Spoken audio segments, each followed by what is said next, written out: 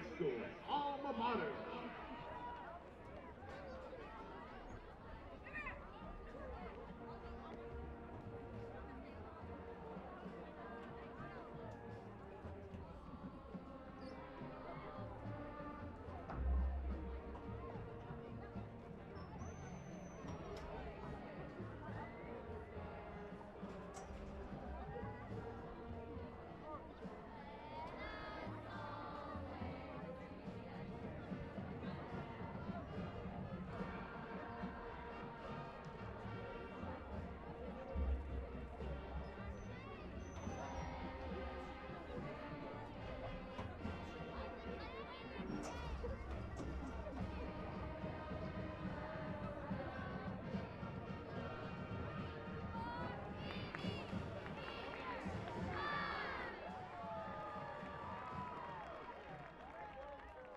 Badger Nation, we are less than 10 minutes away from kickoff.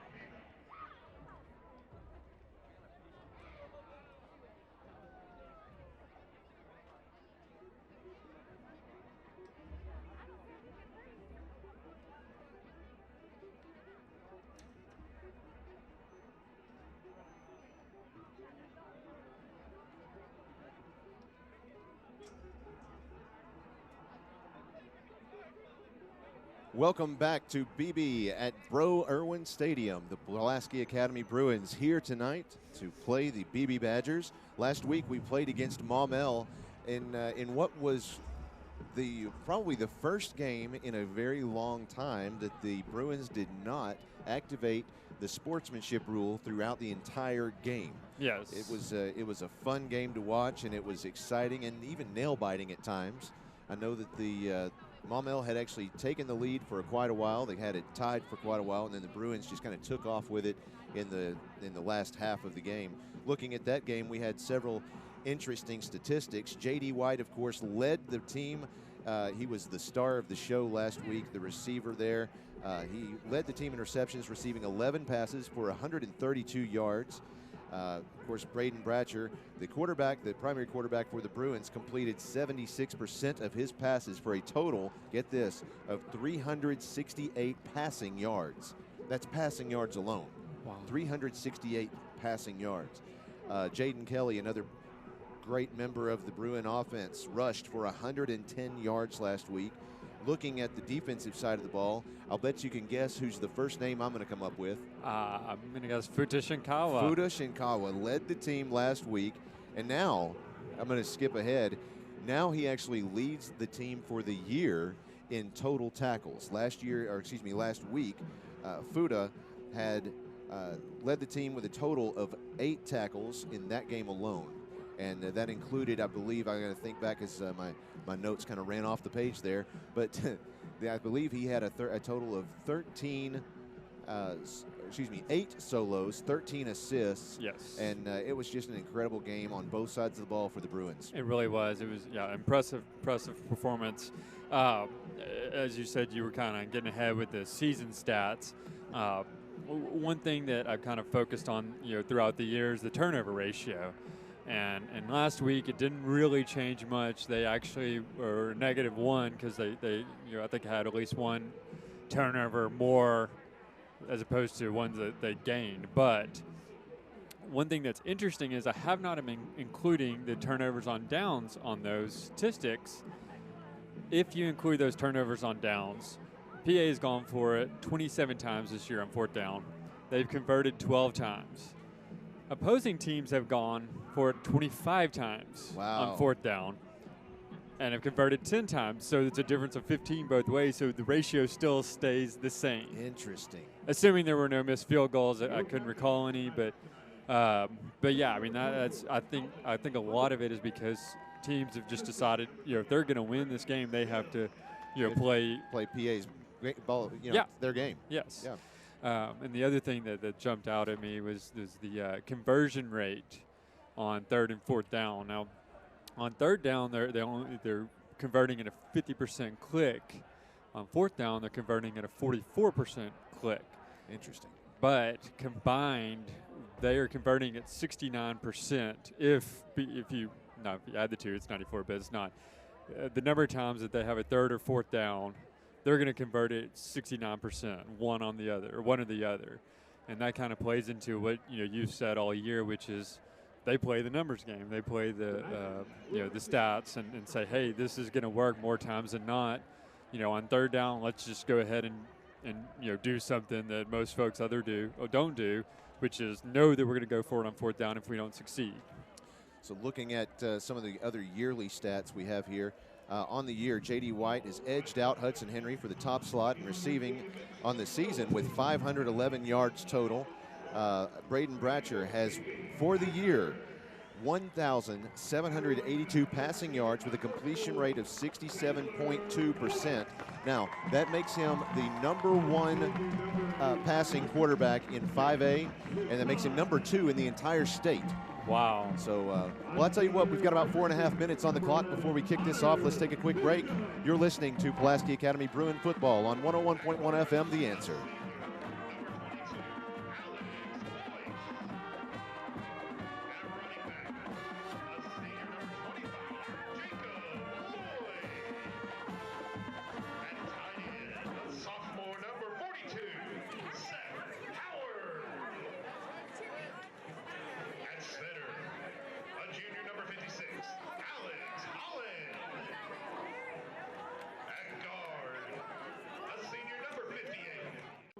Jolly. At offensive tackle, a senior number 62, Quentin Johnson.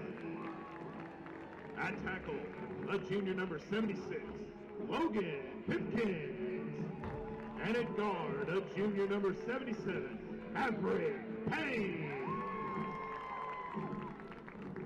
All right, Badger Nation, make some noise and welcome to the field, your Beebe Badgers!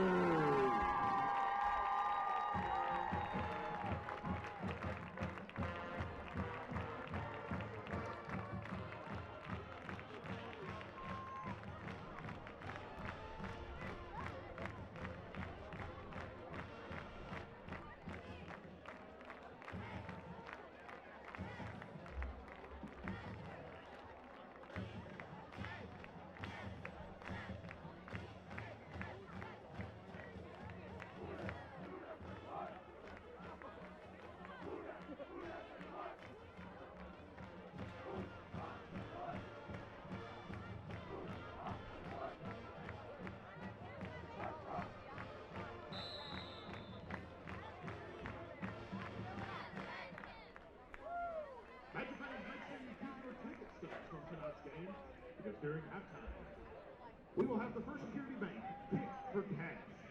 We will announce a winner at the end of the first quarter.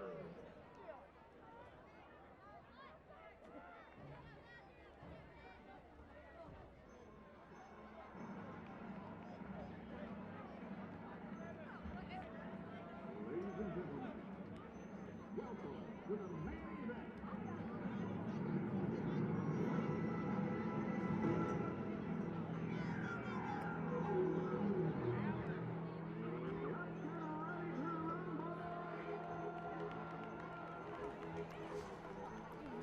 Welcome back to Beebe, Arkansas at Bro Irwin Stadium. The Bruins about ready to kick this off to the Badgers of Beebe. The Badgers won the toss and elected to receive, so the Bruins will get the ball at the second half.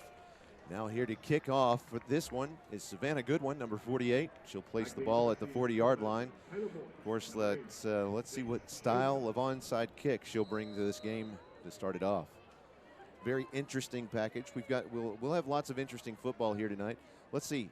They've got the ball set up on a tee. Oh, it just fell off. So now she's going to put it back up there. I haven't seen that this year. Savannah, of course, the only freshman on the team for a while. She joined shortly by Vaughn Seelick, number 90, who's also a kicker.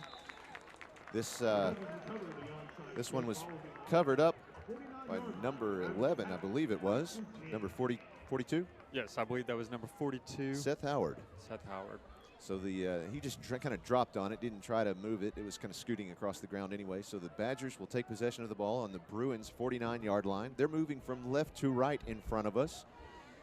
And it's a beautiful night out here. Mm-hmm. Seth is one of the few players for their team who play both ways. So if you hear us calling names one way then the other way, that's why. That's why. So here's the Badgers on their first snap. There's the snap. He's going to fake it. A handoff. It was intended for number 42, Seth Howard. Kind of tipped his fingers and bounced right out. So they'll have 2nd and 10 from the Bruins 49-yard line. Well, I guess they were trying to catch the Bruins off guard because this Badger team is not one that likes to pass. They're averaging under 50 yards passing per game as opposed to over 215 yards rushing per game. The quarterback for the Badgers, number 22, Alex Boyce, in the shotgun. There's the snap. Little handoff, and it's carried by number 4, Taylor Boyce. About a 6-yard gain on the play. That'll bring up 3rd down, 4 yards to go for the Badgers. Brother handing off to brother right there. I imagine we'll see quite a bit of that tonight. Now, speaking of brother handing off to brother, our officials tonight include the referee is Cliff Sampley. The umpire is Dakota Long. Our line judge, Matt Scott. Head lineman is Mark Scott, his twin brother. And our back judge is Mark Frost. There's the snap. Handoff immediately goes to number 4, Taylor Boyce again. And he's going to shove them right up the middle. And then he's going to lose a few yards. About a 2-yard gain. That'll bring up 4th down, 2 yards to go. And the offense is staying on the field. They do not appear to be budging. Nope. Looks like 35. Yep. Tanner McCartney's running out there. And Alex Boyce is looking to the sidelines for the play. So it looks like they're going for it. They are in Bruin territory. Coach Wyatt before the game told me to expect that these guys are going to try and get every 2 to 3 yards at a time and run that clock as much as they can. There's the snap. Handoff goes to number 4, Taylor Boyce. And he runs it in for about a 3-yard gain. That's enough to get the 1st down for the Badgers. And that's what he said they wanted to do, and it looks like so far it's working out for him. That's 3 straight positive yards plays for that 1st down. That's number 29, Richard Griffith, with the stop for Pulaski Academy. So now they have the clock is running again at 10:35 and counting. The ball is placed at the Bruins 37-yard line, 39-yard line, somewhere in there. 1st down, 10 yards to go for the Badgers. Here comes the snap in the shotgun. Handoff goes to number 4, Taylor Boyce again. And that was Jake Terry on the tackle. He actually jumped on the running back from behind. He was able to get penetration on that right side. That's what you want to see from the Bruins. Don't want to let them give up any more of those positive yardage plays. So there's about a half-yard loss, it looks like, on that one. 2nd down and about, well, we'll just go ahead and call it 11 yards to go from the Bruins' 39-yard line. So here comes, again, Alex Boyce in the shotgun. Is a tailback to his right, man in motion. There's the snap. Handoff. Nope, play fake. He's going to keep it, run it right up the middle, and he's going to gain about 5 yards or less on that one. He's right at the 35-yard line where he stopped.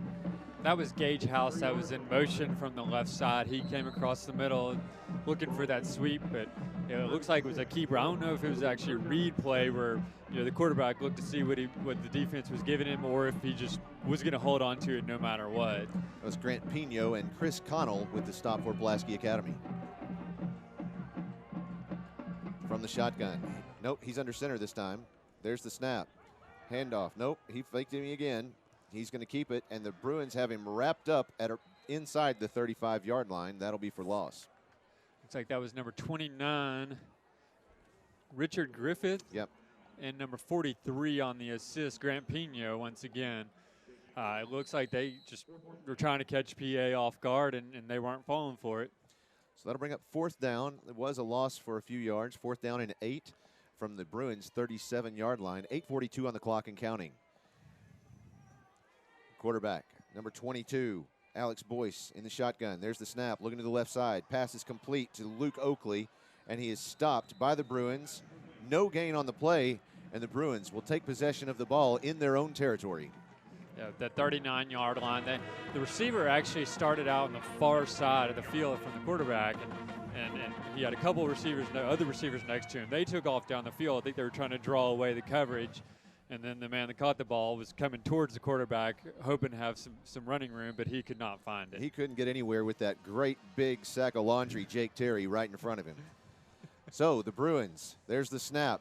to number 12, Braden Bratcher. He's going to pass to the left side. That's J.D. White with the reception. He's moving along there's the 40, and he steps out of bounds just outside the 40-yard line. Looks like they're going to mark it at the 36. There is a flag on the field, I believe. I saw one, or maybe they're discussing it right now. It was right near where Hudson Henry was. I'm afraid it might be a block in the back because they're marching backwards already. Here comes the call. Or a holding. He's still waiting. Yeah, blocking in the back against the Bruins. That's not what you want to see. That was a So lot of yards they just gave up there. Looks like the penalty occurred at the Badgers' 49-yard line. So now they've placed the ball at the Bruins' 42-yard line. And they're looking to the sidelines. Not sure exactly. Yeah. They're making sure that they've placed that in the right place. So that'll be first down and it looks like 6 from here, but I think they intended that to be 5. So here comes Bratcher in the shotgun. Oh, and before the snap, there's a flag on the play. Illegal substitution, possibly. Yep. Yes, illegal substitution against the Bruins. Wow. Now, I don't know why he waited until they were back in formation to throw that flag, but that's a very, he sat there and watched the substitution come out, get set, and then I guess maybe they have to wait until everyone's set before throwing it. But sure. Bruins are shooting themselves in the foot right now. Now we have first down and 11 yards to go. 8:20 on the clock. Bratcher with the snap. He's going to shovel pass to number 1.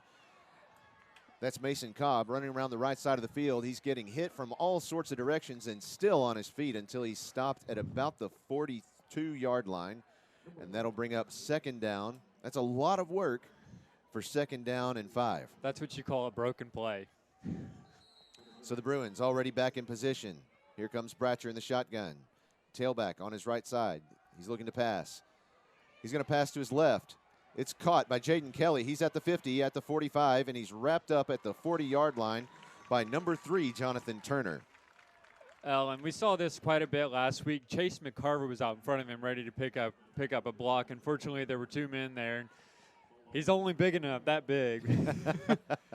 So that will move the chains. That's the first down for the Bruins.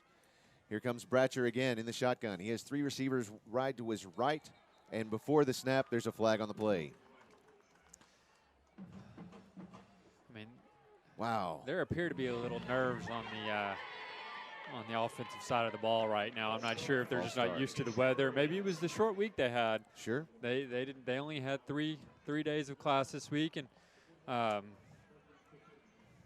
3 days of class. They had 1 day of conferences for teachers and some students, and then today was off for everyone. yes. We say off in air quotes because I know a lot of folks were working on projects and stuff. I know we were. All right, here comes Bratcher in the shotgun. 3 receivers right, 2 left. He's looking to pass, getting some pressure. He's running out of the pocket. He's going to keep it at the 40, the 35, the 30, and he'll run out of bounds at about the 29-yard line. And that will still be a first down for the Bruins. Again, a second broken play. Still just, very, very interesting drive here with 3 penalties and 2 broken plays and still driving the ball down the field. He made number 2, Callie Neal, miss there. He whiffed on it, basically. Neal thought that Bratcher was going to throw it, and he pump faked and then went around him.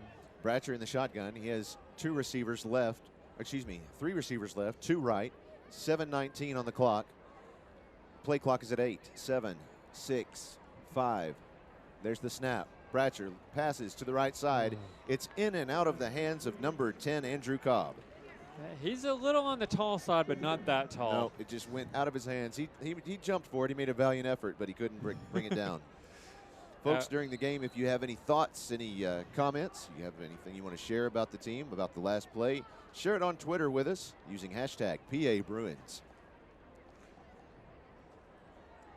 That's the clock shot, or the shot clock is getting really low, unusual for the Bruins. There's the snap. Bratcher finds Henry over the middle. It's gain of about 4 yards there. That's a great play, and you know, Henry out there, he had one defender on his back before he even caught the ball, but it didn't seem to faze him much. Nope. So that'll bring up 3rd down, about 5 yards to go for the Bruins. And in comes Jaden Kelly for Mason Cobb. So now Bratcher has 3 receivers to his left, 1 to his right, and 1 tailback, Kelly, to his left.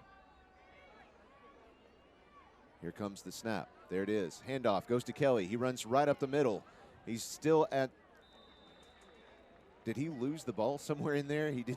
I look like one of the Badger players thought that a different Bruin player had the ball. It almost looked like they were trying to strip one of the linemen. Yeah, that was confusing. So very confusing. That'll bring up 1st down and 10 yards to go for the Bruins. Kelly stays out there. You have 3 receivers left, 2 right. Bratcher in the shotgun. Kelly in motion. There's the snap. Bratcher looking to pass. He's getting surrounded in the pocket. Looks like he's going to keep it. He's at the 20, at the 15, at the 10, at the 5. And he steps out of bounds at the 8-yard line. And that's enough to move the chains, he says. 1st down. No, wait. Yeah, okay. Looking at the line judge, he is signaling. 1st down. 1st down, that's right. So that'll be 1st and goal for the Bruins. Bratcher looked like he was thinking about going airborne there, and then I think he realized he stepped out of bounds and decided, you know what? Let's just save it. I'm going to get out of this play healthy. So now they're bringing him in tight. You have 3 receivers to the left, 2 right, 1 right. He's going to pitch it to J.D. White, runs around the right side. He's at inside. Touchdown, J.D. White, Bruins. He made number 5, Gage House, for the Badgers miss, and he was able to get around the corner there and get in the end zone. Number 22, Alex Boyce, was also trying to defend on that one, but couldn't catch J.D. Nope.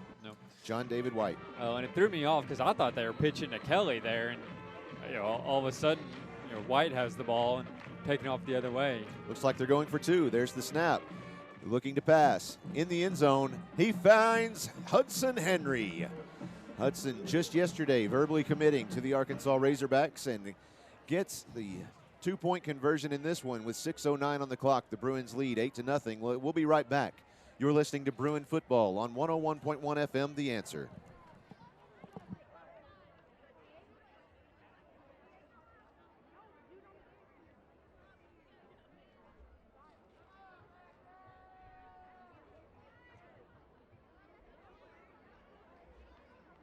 We'd like to sing a special happy birthday to Badger football player Chris Posse, celebrating his 17th birthday.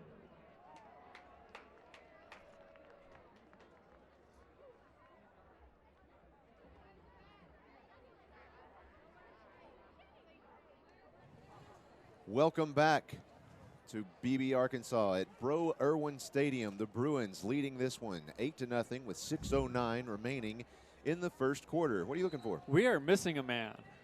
We do not have our drive stats. I know it. It's funny. We're in a closet. I can't even describe it to you folks. If I put one elbow on one wall, I can touch the other wall. And yeah, we've got Brooks. He's knocking on the wall. Brooks is coming in now. Here he comes. Brooks Beasley is next door in the room next to us, still doing our stats for us as always. That last scoring drive for the Bruins was an 8-play, 62-yard drive that resulted in an 8-yard touchdown pass by Braden Bratcher to J.D. White. It took 2:20 off the clock. Here comes Vaughn Seelick with the onside kick, and it's covered up by the Badgers at about the their own 45-yard line.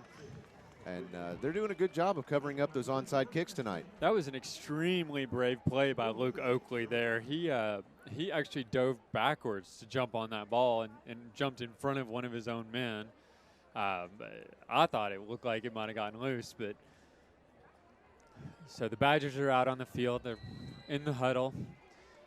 Looks like the Bruins have 5 men on the line. They're just expecting run at this point every time. 6:07 on the clock. Here comes the snap. You've got number 22, Alex Boyce, under center. And it looks like he actually kept on that one and tried to run it up the middle himself and ran into a wall of Bruins. I know that when I spoke with the coaches earlier tonight, they told me that, or I spoke with one of the coaches, Blake Ansler, yes, just last night, and we were talking about the fact that this Beebe team is large, but they don't have a lot of speed. but they can get those 2 3-yard gains, and so that's what they're going to try to limit in this game tonight. Yes. Again, Alex Boyce under center. He hands off the ball to. No, he kept on that one. He fakes a lot. You know, and he's convincing with it. And what's interesting is you have so many of them out there that are tightly packed together. You don't, of course, they're not a passing team as we've seen so far. So they stay packed in together, and so it's, you know, when he fakes that and keeps it to himself, it's easy to get sucked in. So we had Blake Titus and Fuda Shinkawa both on the defensive side of the ball. This time he does hand off to number 4, Taylor Boyce, and he makes about a 3-yard gain. That'll be, well, no, he doesn't. He makes it right back to the line of scrimmage. So 4th down and 1 for the Badgers. Well, in the formation that they're running, they did not run it in the first drive, but this drive they're running a broken T formation, and basically you got 3 men behind the quarterback. Quarterback's in the shotgun. You got 3 men behind him, but they're slightly off. It's almost like a diamond formation, but they're not quite fully in a diamond. Here comes the snap. And this time he keeps it himself, quarterback keep, and runs it straight up the middle to get that 1 yard that they needed. And they ended up gaining about 4 yards. So that'll be a 1st down for the Badgers. That was a lot of men moving in one direction. Yeah. I mean, that was, I don't even know who had the ball there. That was that was the quarterback, Alex Boyce. They all just fell forward. But you couldn't see it, yeah. It was hard to see. Supposedly Thomas Vaughn and Wesley Coleman on the tackle, but it's just a massive red and white in the middle of the field. Now, of course, that's something to note. Wesley Coleman and Thomas Vaughn normally you see on the offensive side of the ball. And tonight we have, they're running what they call a jumbo package. And that includes Thomas Vaughn, Wesley Coleman, Luke Hawes. You've got Hudson Henry and several others that are out there normally on the offensive side, and they line up in some plays. You'll see them on the defensive side of the ball tonight just to try to match that size differential that the Badgers have. 3:42 on the clock and counting. 2nd down and 11 to go for the Badgers. Here comes Alex Boyce under center. Oh, and some movement by the Bruins before the snap. Looks like it's going to be encroachment. It was on the right side. I didn't catch who it was. I think it was number 29 on the Bruins. That would have been, that was number 29, Richard Griffith. There you go. Get it out. He's getting a little more playing time this week, I believe. He is. A little on the bigger side. Like you said, they need the meat out there. That's right. Where's the beef? It's on the field. It's on the field this week. 3:26 and counting. Here comes Boyce under center. There's the snap. He hands off this time to number 12. That's Hayden Howard. Runs straight up the middle. Not sure there was any gain on that one, so that'll be 3rd down and 6 to go. That was Chris Connell on the tackle. He wrapped him up around the legs. Was able to bring him down. 3:05 and counting in the first quarter. The Bruins leading this one 8-0 here in Beebe. Oh, and we just got to assume at this point they're going to go for it on 4th down. So regardless of what happens on this 3rd and 6th play, we're going to see the same thing. Just a mass of men moving from left to right. There's the snap. Looks like they tried to run it again straight up the middle. A lot of movement in all directions, but they ended up going straight forward, but at about a 2-yard gain. That'll bring up 4th down and about 3 yards to go for the Badgers with 2.5 minutes on the clock. I couldn't tell who it was, but I think Futa Shinkawa maybe shook off a tackler there, or shook off a blocker there, was able to kind of get in on the tackle, but it was Chris Connell that was mainly responsible for bringing him down. So we got 4th down and just about 2 yards. All right, under center. There's the snap. Handoff goes to number 4 again, Taylor Boyce, and he's run out of bounds at about the 26-yard line. That will be enough to move the chains for the Badgers. Just like Coach Wyatt told me before the game, they're doing exactly what he expected, getting those 2- and 3-yard gains at a time. And he told me if they're able to turn those into 1st downs, then this could be a game. Yeah, not only a short game. I mean, where it's, because the clock, it hardly ever stops. It's inside of 2 minutes now, and he was able to find the corner there. So this time from the shotgun, here's Boyce. He's looking to pass. He's got a man. Oh, nope. He's got a man covered up. Oh, and the ball comes loose out of his hands. It's covered this time by number 36, Fuda Shinkawa. He's going to rule He has ruled it an incomplete pass. No, they're ruling he was down. Oh, they are. I don't know how you can rule that. It was either if he was down, then it was a fumble. He did not have possession of the ball. I'm sorry, that's a bad call. It's No either an way. incomplete pass or a fumble. It can't be. Wow. Looking on the far That's side of the a field. generous ruling for We've the got Badgers. coaches there. about to lose their minds. There's the snap. Handoff goes to number 4. Number 4, Taylor Boyce, and it is a touchdown for the Badgers with 1:27 on the clock. There is no way that that was a completed pass. And if it was, it's a fumble. Right. If it was a fumble, if it was a completed pass, the ball came loose before he was on the ground. Yes. So, like you said, it's either a fumble or an incomplete pass. It can't be.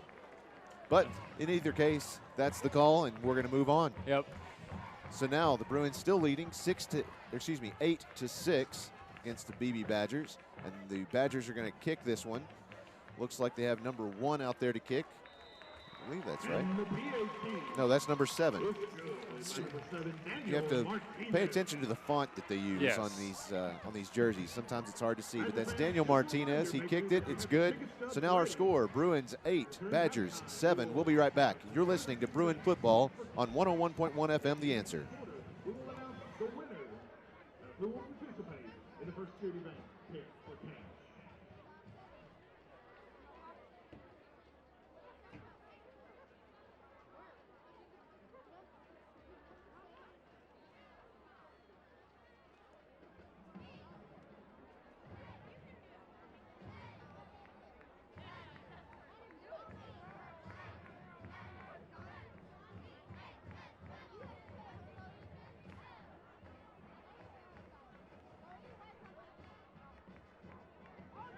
Back to Beebe, Arkansas. The Bruins leading this one by 1, 8-7 against the Beebe Badgers with 1:27 remaining in the first quarter.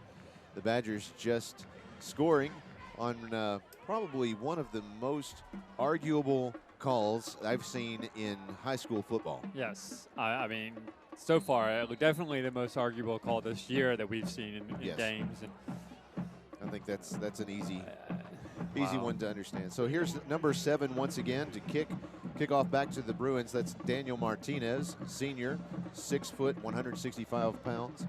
There's the kick. They do kick onside to the Bruins. It's fielded by number 32, Fuda Shinkawa. He drops right where he kept it. And so the Bruins will have possession of the ball at their own 49-yard line with 1.5 minutes remaining. What do you see, Holt?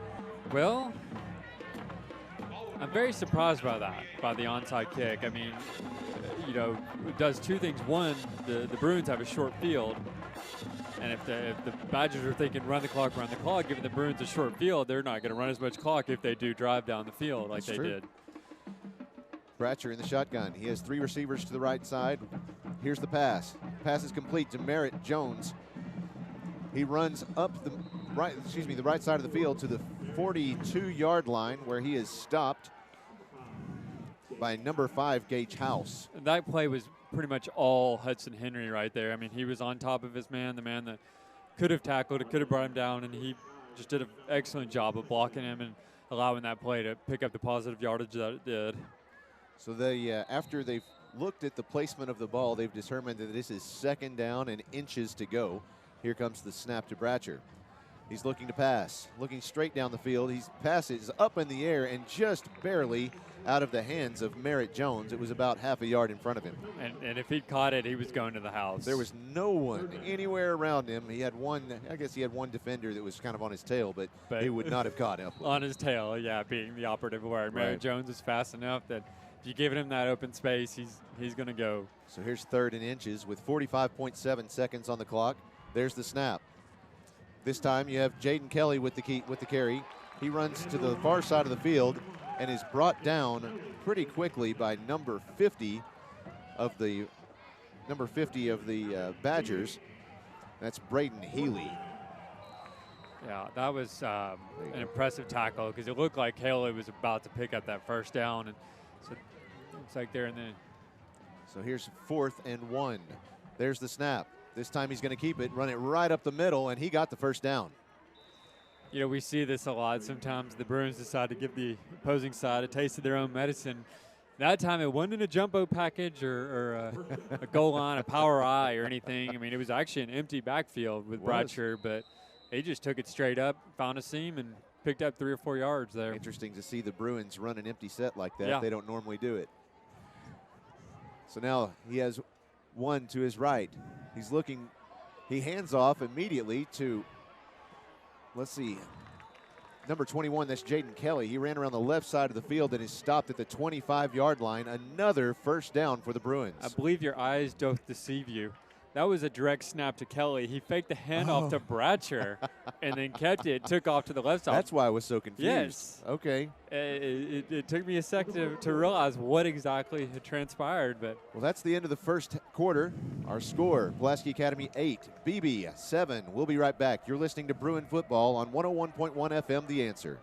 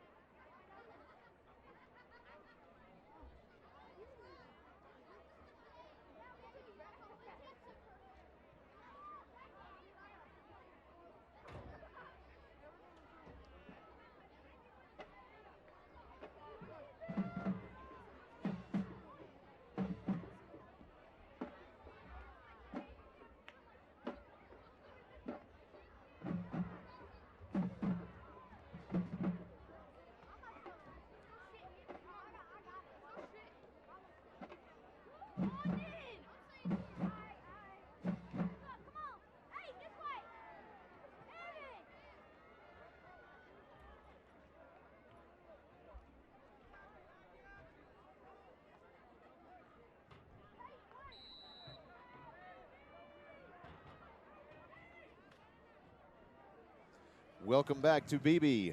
The Bruins have possession of the ball on the Badgers' 26-yard line. It's first down, 10 yards to go. Here comes the snap to Bratcher, looking to pass. Looking down the left side of the field, pass is complete to, let's see, who is that masked man? It looks like number, see if he can stand up and show me his numbers. That's number 10. That's Andrew Cobb. He's kind of limping a little bit, kind of looks like he was not comfortable when he went down. No, he'll get some help and be back out soon. And now you have another first down, first and goal. There's the snap. Handoff goes to Jaden Kelly. Touchdown, Bruins. That was an easy little 6-yard jog for Kelly, right up the middle, right into the end zone. Oh, and they sent J.D. White in motion from right to left. And again, faked the pitch to him and just sent Kelly right up the middle. That misdirection, that giving them different looks definitely helped out there. So they're going for 2 here. No surprise there. Yep. Bratcher in the shotgun. There's the snap. Looking to the left side. Pass is out there, and it's complete.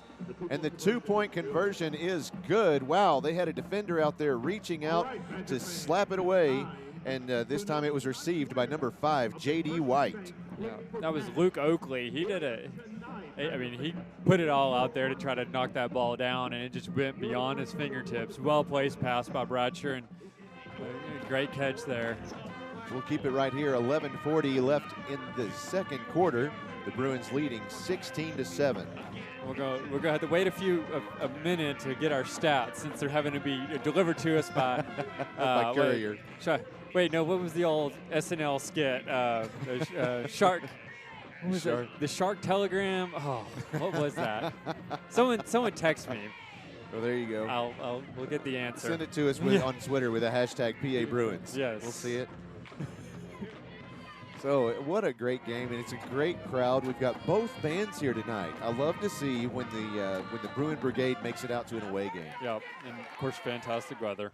So here comes Clay James with the onside kick, a little helicopter kick, as they call it. This was laying on its belly, and the kick did not go 11 yards, but I don't see 10 yards. Don't see a flag out there because the Badgers did receive it. It was received by Seth Howard. He received the last one. Yep. Interesting. Maybe we should start kicking it away from him. That last scoring drive for the Bruins included a 7-play, 52-yard drive, which resulted in a 5-yard run by Jaden Kelly. It took 1 minute, 46 seconds off the clock. Thanks again to our statistician, Brooks Beasley, for those insightful numbers. 11:38. There's the snap. And it's carried this time by number 4, Taylor Boyce of the Badgers. Made a big gain of about 9 yards for Beebe. He found a seam on that right side and just kind of opened up for him. And luckily the backfield, Futa Shinkawa and Zach White were able to stop him from getting any further than he did because he was on a go route. He most definitely was. So they have second down, 1 yard to go with just over 11 minutes remaining, and the clock is still ticking. Here comes Boyce under center. There's the snap. Handoff. This time goes to, they get covered up so quickly when they're playing this type of ball. It's just smash mouth ball. It's hard to tell who's tackling who. Yeah, that was number 4 again, Taylor Boyce. And I want to say it looks like Richard Griffith was on the tackle there to bring him down. It was, so that was just enough to get the first down for the Badgers. They keep sending number 35 out in front of the running back every time, and I'm trying to make sure he doesn't have the ball every time. It's confusing. It is a pretty tight-knit formation. Handoff that time goes to number 5, Gage House. He ran around the right side and back to the center and is stopped at about the 32-yard line. That's a gain of about 6. Well, Chris Connell's a little frustrated with himself there because he missed a tackle. It looked like he had him down for a loss, but Futa Shinkawa was able to clean up the mess, but not before he got picked up 6 yards. They've got to account for the Shinkawa equation. That's Apparently right. It worked on onside kicks, too. That's true. So here comes second down, 4 yards to go for the Badgers, 10:04 on the clock and counting. There's the handoff again to number 4, Taylor Boyce. He ran around the right side, almost to the right hash marks, and made another first down for Beebe. I mean, this is a serious conflict of styles that we're seeing here. I mean, just the run. And I feel like this is what Maumelle was trying to do last week and just couldn't do it, as well as the Badgers are pulling it off tonight as opposed to the air game of the Bruins. Zach White with the stop in that last play. So now the Badgers have the ball at the Bruins 22-yard line, 1st and 10. There's the snap. Handoff again goes to number 4, Taylor Boyce. That looked like it actually went to Gage House. Okay. If I saw that correctly. Yeah, he was on the right side of that broken wing. And he got the handoff, but he was stopped pretty quickly, as you said, by Futa Shinkawa and Blake Titus combined to bring him down. He only gained about a yard on that one. Yeah, it looks like it's 2nd and 8 is what the scoreboard's giving him. I think that's a little generous. I'd say 2nd and 9 from the placement of the markers. So here comes the snap. There it is. Low snap. He's fumbled. And we're going to see who comes out of the scramble with that one. We got a dog pile. The Bruins players look like they were in position they to have get it. Yes, they do. Yes, they do. Bruins recovered it at the 20-yard line with 8:56 remaining in the second quarter. I did not see. I don't think it was any Bruin player that caused the fumble. It wasn't a forced fumble. It was just a botched. Well, you had a low handoff. snap. Yeah, it was a low snap to begin with, and when he tried to bring the ball up to complete that handoff, it looked to me like no one else touched it. He just kind of lost it out of his own hands for the second time. Yeah, and it was one of the defensive linemen that was able to jump on it. I didn't catch who it was. We'll try to give him a little credit a little later on. It was good awareness by the Bruins team to get on top of it. So now Bratcher in the shotgun. He has 3 receivers to his left, 2 to his right. There's the snap. He's looking to his left side immediately. Now back to the right. He's not feeling much pressure. He has some good offensive line. Now the pass. It's complete to Henry inside the 40. And he'll be stopped at the 45-yard line by number 5 of the Badgers. That's Gage House. I mean, I do not know how he was able to stay in the pocket as long as he has. That was an incredible job by the offensive line. That's the longest he has stayed upright in the pocket and still managed to get the ball away and make a completed pass. Yeah, and step up. I mean, that was incredible. So 1st and 10 for the Bruins from the Badgers 45. There's the snap. Handoff goes to Kelly. He runs to the left side of the field. He's trying to get out of the reach of one of the defenders. That's number 50, I believe, Braden Healy. And they're going to lose some yardage on that one, about 2 yards. That'll bring up 2nd down and 12 for the Bruins. It was a jet sweep there, and unfortunately he just couldn't find the corner and get downfield. So starting with the deficit. Bratcher has Jaden Kelly in the tailback position to his right. 2 receivers left, 2 right. There's the snap, looking to the left side. There's the pass. It's a long one. Oh, and it's into the arms of John David White, but the official, the back judge says no. It is incomplete. That was an incredible effort by White to try to come up with the ball. The ball was out in front of him, and yeah. he made a leap for it. The ball was in his hands when he hit the ground, but the ball popped out of his hands. There's not much more he could have done to come up with it. No. So let's try it again. That'll bring 3rd down and 11. 7:52 left in this half. Before the snap, the flag comes in. I didn't see anything on either side. I didn't see any movement. The formation looked fine, only 4. I think that's going to be on the sidelines. Let's see.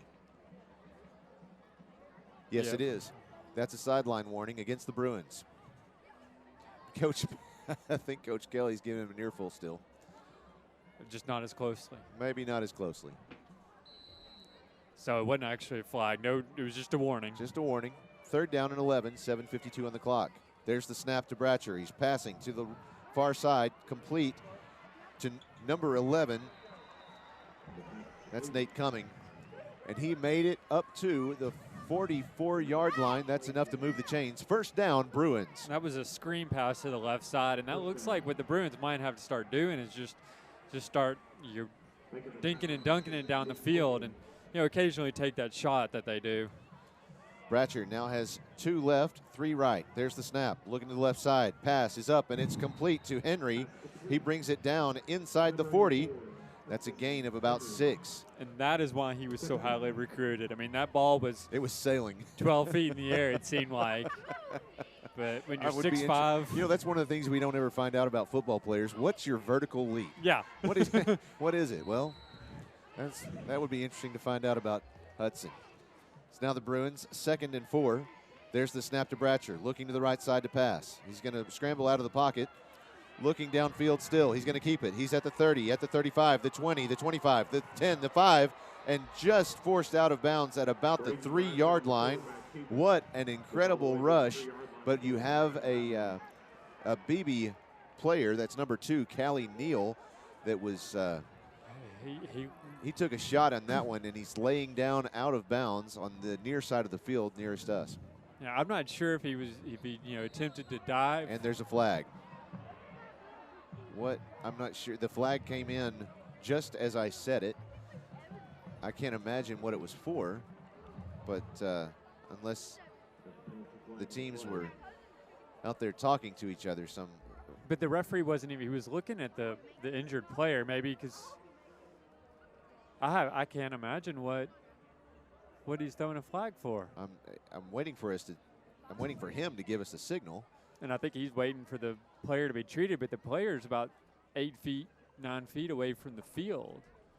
Well, the Beebe coach down there does not seem happy, so I'm going to take a wild guess that the flag will be for unsportsmanlike conduct against the Badgers, probably for something said or done after the play. Yeah.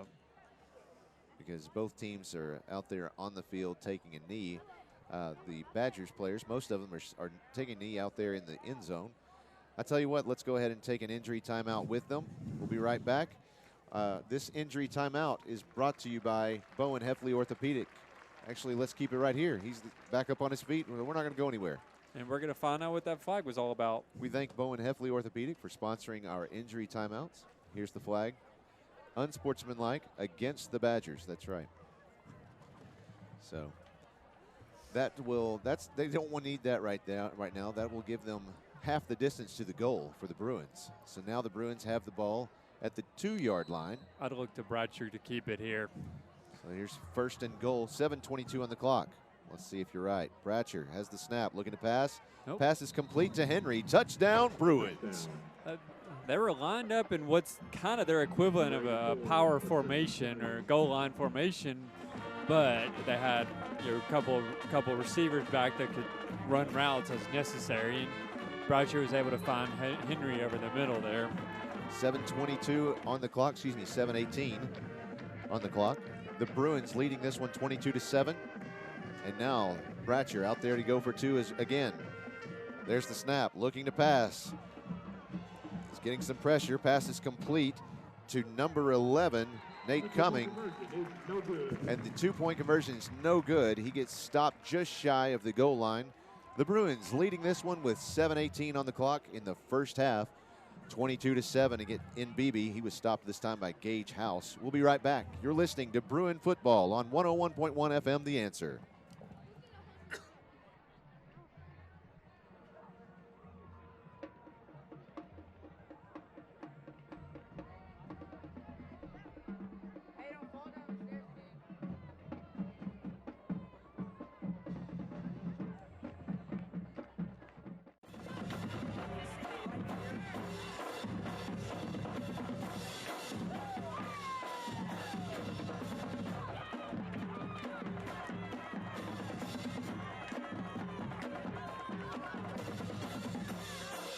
Welcome back to Beebe. The Bruins leading this one at 22-7 with 7 minutes, 18 seconds remaining in the second quarter. Some quick scores around the 5A conference, especially 5A Central, looking to Little Rock Christian tonight. Parkview playing there in the second quarter. Little Rock Christian leading 19-0. That last scoring drive for the Bruins was a 7-play, 76-yard drive, which ended with a 3-yard touchdown by Braden Bratcher to Hudson Henry.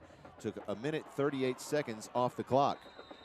And that was Savannah Goodwin, who just shot a rocket towards one of the Badger return men on the hands team. It looked like he was able to come up with it, but it was not a comfortable attempt at catching it. He almost looked like a shortstop just trying to stop the ball. Sure. And then was able to jump on it, but there was a couple Bruin players there that made an effort for it. So 7:12 on the clock. Now the Badgers have the ball on their own 47-yard line. Here comes 1st and 10. You have Alex Boyce under center. There's the snap. Handoff goes to Taylor Boyce. He runs right up the middle for a gain of about 5 yards. That'll bring up 2nd and 5. Well, looks like it was Chris Connell. Oh, no. Zach White. Zach White on the tackle. I saw Chris Connell getting up right near where the ball was. He must have been, nope, he was in on the action. A lot of combined tackles here, assists, if you will, when you have this much running in a game. There's the snap once again. Handoff goes to, well, I didn't even have a chance to see him. That was number 4 once again, Brother Boyce. That's funny that the public address announcer here just said the same thing, Brother Boyce. Brother Boyce. That's funny. You'd think I'd heard him say that, but I hadn't. Well, 6:20 on the clock and counting. Well, and speaking of running, I mean, that clock is running. It's just going sure. and going and going, and they're content to let it keep running and try to keep the game close. Chris Amsler popped in a moment ago and said that was probably the fastest first quarter of football we've seen all year. I believe it. There's the snap once again. Goes to Boyce. He makes it up to the 40-yard line. That will be enough to move the chains for the Badgers. I mean, at this point, the key is, if they want to keep up, with these small plays, as long as the Bruins can keep coming right back and scoring, they already have a comfortable, somewhat comfortable lead, I guess I should say, when playing against a running team. So if they could trade blows from here on out, they'll probably take it. That was an interesting drive. Here's the snap. Oh, and a fumble on the snap. He fumbled the ball back there at about the 45-yard line. The snap came off of the 41-yard line, and the quarterback there, Alex Boyce, found it at about the 45 and scrambled, picked up the ball himself, but he was stopped by Richard Griffith and Jake Terry before he could make anything of it. Richard Griffith is making the most of his appearances tonight. Got to say that's pretty impressive. The quarterback did not look comfortable in the shotgun there. Not at all. So he's back under center. This time handing off to Brother Boyce again. He's on the run. He's at the 20, at the 15, and brought down by number 36, Bennett Perkins. That was an impressive bring down by Perkins, I guess I should say. Came up from behind him. Yes, I mean Boyce is not a small, not a slow runner there. Not at all. Once he made it through the middle of the pack there, he was on a ahead of everyone. He was out there. He was, so now they have the ball in the red zone. 4:42 on the clock and counting. They're on the 15-yard line, and flags come in from everywhere. Now, I don't know if it looked like number 4 for the Badgers, but he was behind the line of scrimmage, so he could move. I didn't see who else moved, but it was obviously against the Badgers. Yeah, he was moving based off of what the linemen did. I didn't see which one it was, but I think they're getting a little antsy, and hopefully the Bruins can kind of take advantage of some of these miscues that the Badgers have had. So that'll back the Badgers up to the Bruins 20-yard line. Still in the red zone, 4:26 on the clock. Here's the snap. Looks like the give was number 6, Luke Oakley. Oakley's one of those players you're going to see playing both ways. He plays cornerback for the defense and plays just everything on the offense. Wide receiver, running back, halfback, fullback, you name it. He was stopped this time by Chris Connell. 4 minutes even remaining. Stick around for halftime tonight. Got a great interview with lower school teacher Leanne Bennett. Going to talk to us about Socktober. There's the snap. Scramble right in the middle of the formation. It's again Taylor Boyce with the carry. He's obviously their workhorse tonight. And that'll bring up 3rd down, 9 yards to go. Well, and while we're on the topic of teachers, I want to send a shout out to Mrs. Fisher, Mrs. Schultz, and Mrs. Hyman, and Mrs. Hawes. Had a lovely meetings with them on Wednesday. They did a fantastic job. We appreciate it. There's the snap. Handoff again to Boyce. He's running to the left side, and he's brought down by number 32, Fuda Shinkawa. So the question is, are they just going to go for it here? I mean, they're well within field goal range. I don't know if they have a kicker they trust, but it looks like the offense is going to stay out there in its full form. He's sending 2 out. He's sending 82 and 5. 5 is a running back. 5 is Gage House. 82 is Drake Quattlebaum, their tight end and an offensive lineman. So they do not have to get a touchdown here, though. I mean, they're going to be gunning for the very least the 5-yard line to pick up that 1st down. 2.5 minutes remaining in the half. Looks like they pushed far enough to get, let's see, they're signaling to stop the clock, so I'm going to assume that means, it's going to be close. So, yeah, the head official says no good. No good, and the Bruins will take possession of the ball at their own, right about their own 5-yard line. That was Bennett Perkins on the tackle. That was a fantastic stop there. Yes, that is what the Bruins needed. I mean, there was a steady grind. And, I mean, when you have drives like that ends in touchdowns, I mean, that's demoralizing for the defense. So for them to be able to stop, though, and get back on the sidelines and catch their breath. And well, that's the best word you could use to describe that offensive drive for the Badgers. It was a grind. Yes. That's exactly what it was. So now here we have number 12 for the Bruins, Braden Bratcher out there in the shotgun looking to pass. He's got a man open. It's complete to John David White. He's at the 35, the 40, the 45, the 50, the 45, the 40, the 45, the 30, the 20, the 10, the 5. Touchdown, J.D. White. One play, 95 yards. You're supposed to keep the defense off the field, give them a chance to rest, and not have the longest play of the year. What a play. I don't think we're going to need Brooks for that one, will we? I think we had, let's see, that was a one-play drive that resulted in a 95-yard touchdown pass from Braden Bratcher to John David White. It took 1 second off the clock. I think they were probably late on the clock there, but yeah, I'm pretty sure that was 1 second officially. Here comes the snap for the extra point attempt, and it's blocked. So the extra point attempt on that one is no good. 2:15 remaining in the first half. We'll be right back. You're listening to Bruin Football on 101.1 FM, The Answer.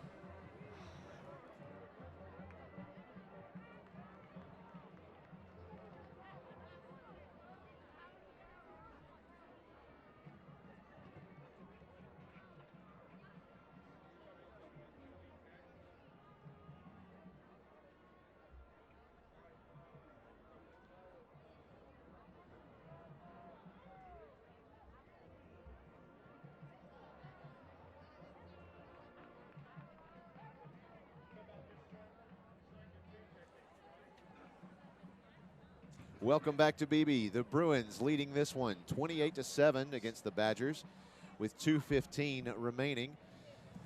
And what a play. That was fun. That was a very impressive catch by J.D. White. I mean, it was out in front of him. And it was kind of funny because Henry was on the left side, and it was almost like he was doing jumping jacks as a distraction. He was looking. He was trying. At first, I was thinking the same thing you were, that the fact that it looked like he was trying to signal him, hey, I'm open, give me the ball. But it worked on the defense. Yeah, well, and Bradshaw didn't even look his way, though. So, yeah, he just threw it just out far in front of enough of White to be able to pick up that huge play. Here comes Vaughn Seelick, with the kick, the onside kick. It's covered up by the Badgers on the far side of the field.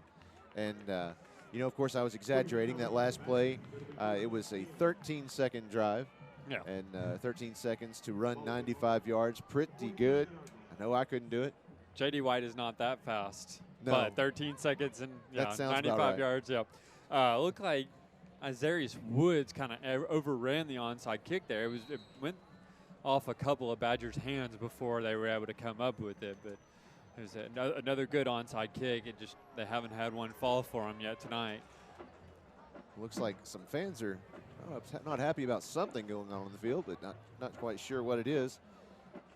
There's the snap, handoff. Nope, he's going to keep it. Looked like number 5 didn't know that it was a quarterback keep, but Gage House looked like he was trying to keep it, but then the quarterback, number 22, Alex Boyce, he kept it himself and ran it up just outside the 50-yard line, so that's about a 3-yard gain, bringing up second down and about 7 yards to go for the Badgers. That's when you know it's a read option, because it's if they're almost fighting over the ball, it's because the quarterback has to decide what the linebacker's doing and whether he's going to keep it. There's the snap. He's going to keep it again. He's at the 50, wrapped up by the ankles by number 32 of the Bruins, Fuda Shinkawa. I mean, that was an excellent open field tackle there by Shinkawa. If he hadn't gotten him down, that was going to be good for first down at least. Absolutely. So third down, 4 yards to go, minute 21 on the clock and counting. There's the snap. He rolls out of the pocket, looking to pass, and throws it away. There was no one anywhere in the vicinity of that pass. Where it came down, looked like he might have overthrown number 11 there for the Badgers. He's 153 pounds, 6'2". I mean, he's on the tallish side, but not that tall. So, that's kind of what you want to do with the taller receivers, as we saw with Henry earlier. Throw it up where they can get it. But, he was pressured pretty heavily there, so he just got rid of the ball. Here's 4th down and 4. They're going for it. There's the snap. Passes up, and it's complete. Let's see if they call it. No, it says incomplete. It was intended for number 11, Hunter Bishop. But we had number 8, our own kicker, Clay James, out there on the defensive side of that one, as well as Chris Connell. And what a play on the defensive side of the ball. Well, Clay James looked like he was trying to signal he'd intercepted it. But the thing is, you don't want to be the intercepted there, because you cost your team 25, 30 yards. I mean, sure, it's going to look great on the stats, but sure. Now, you want to go ahead, especially with of course, this is the Bruins offense we're talking about, so there could be 10 seconds on the clock and it wouldn't matter, but there's, a minute and 12 seconds left in this half, so. Clay James for the year has 2 interceptions. He was trying to pick up his 3rd. There's the snap to Bratcher, looking to the left side, passes up there, and it's caught. No, it's not. It was intended for Mason Cobb. Excuse me, no, that's Andrew Cobb. Once again, Hudson Henry was doing the same thing on that left side. He just came up there, and he just like making the blinker signal. Like, Yeah. you know, I'm over here. I'm over here. Look at me. Look at me. And Bratcher's not even looking at him. It's clearly just a It's distraction. for the defense. Yeah. Yeah. That was Gage House on the defensive side of that play. There's the snap and the pass. Oh, and it comes right up off the dirt into the hands. It was intended for Mason Cobb, just on the far side of the field, right at the line of scrimmage, but it bounced about a yard in front of him. So 1:04 on the clock. The Bruins leading this one 28-7. They have not had a running back on the field in this drive. They're not looking for that clock to tick down. Not at all. There's the snap to Bratcher. Immediately looking to the left. Same play. Complete to Mason Cobb. He's at the 45 and forcing his way over. They've got him out of bounds at the 43-yard line, and that's enough to move the chains. First down for the Bruins. Yeah, that was an excellent effort by Cobb there. I mean, he caught the ball, and by all rights, he probably should have been down about 3 or 4 yards shorter than he was, but he was able to pick up that first down. Pure effort there. With 54 seconds, the Bruins take a timeout. Let's take a timeout with them. We'll be right back. You're listening to Bruin Football on 101.1 FM, The Answer.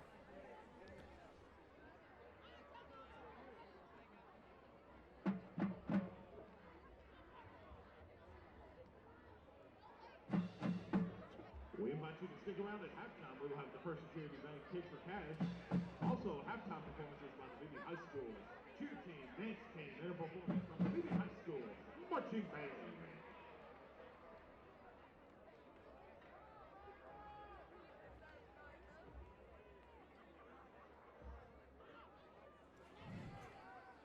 Welcome back to Beebe. The Bruins leading this one 28-7. Folks, if you come out to the home game for the Bruins on October 19th, put it on your calendar. It's pink out night.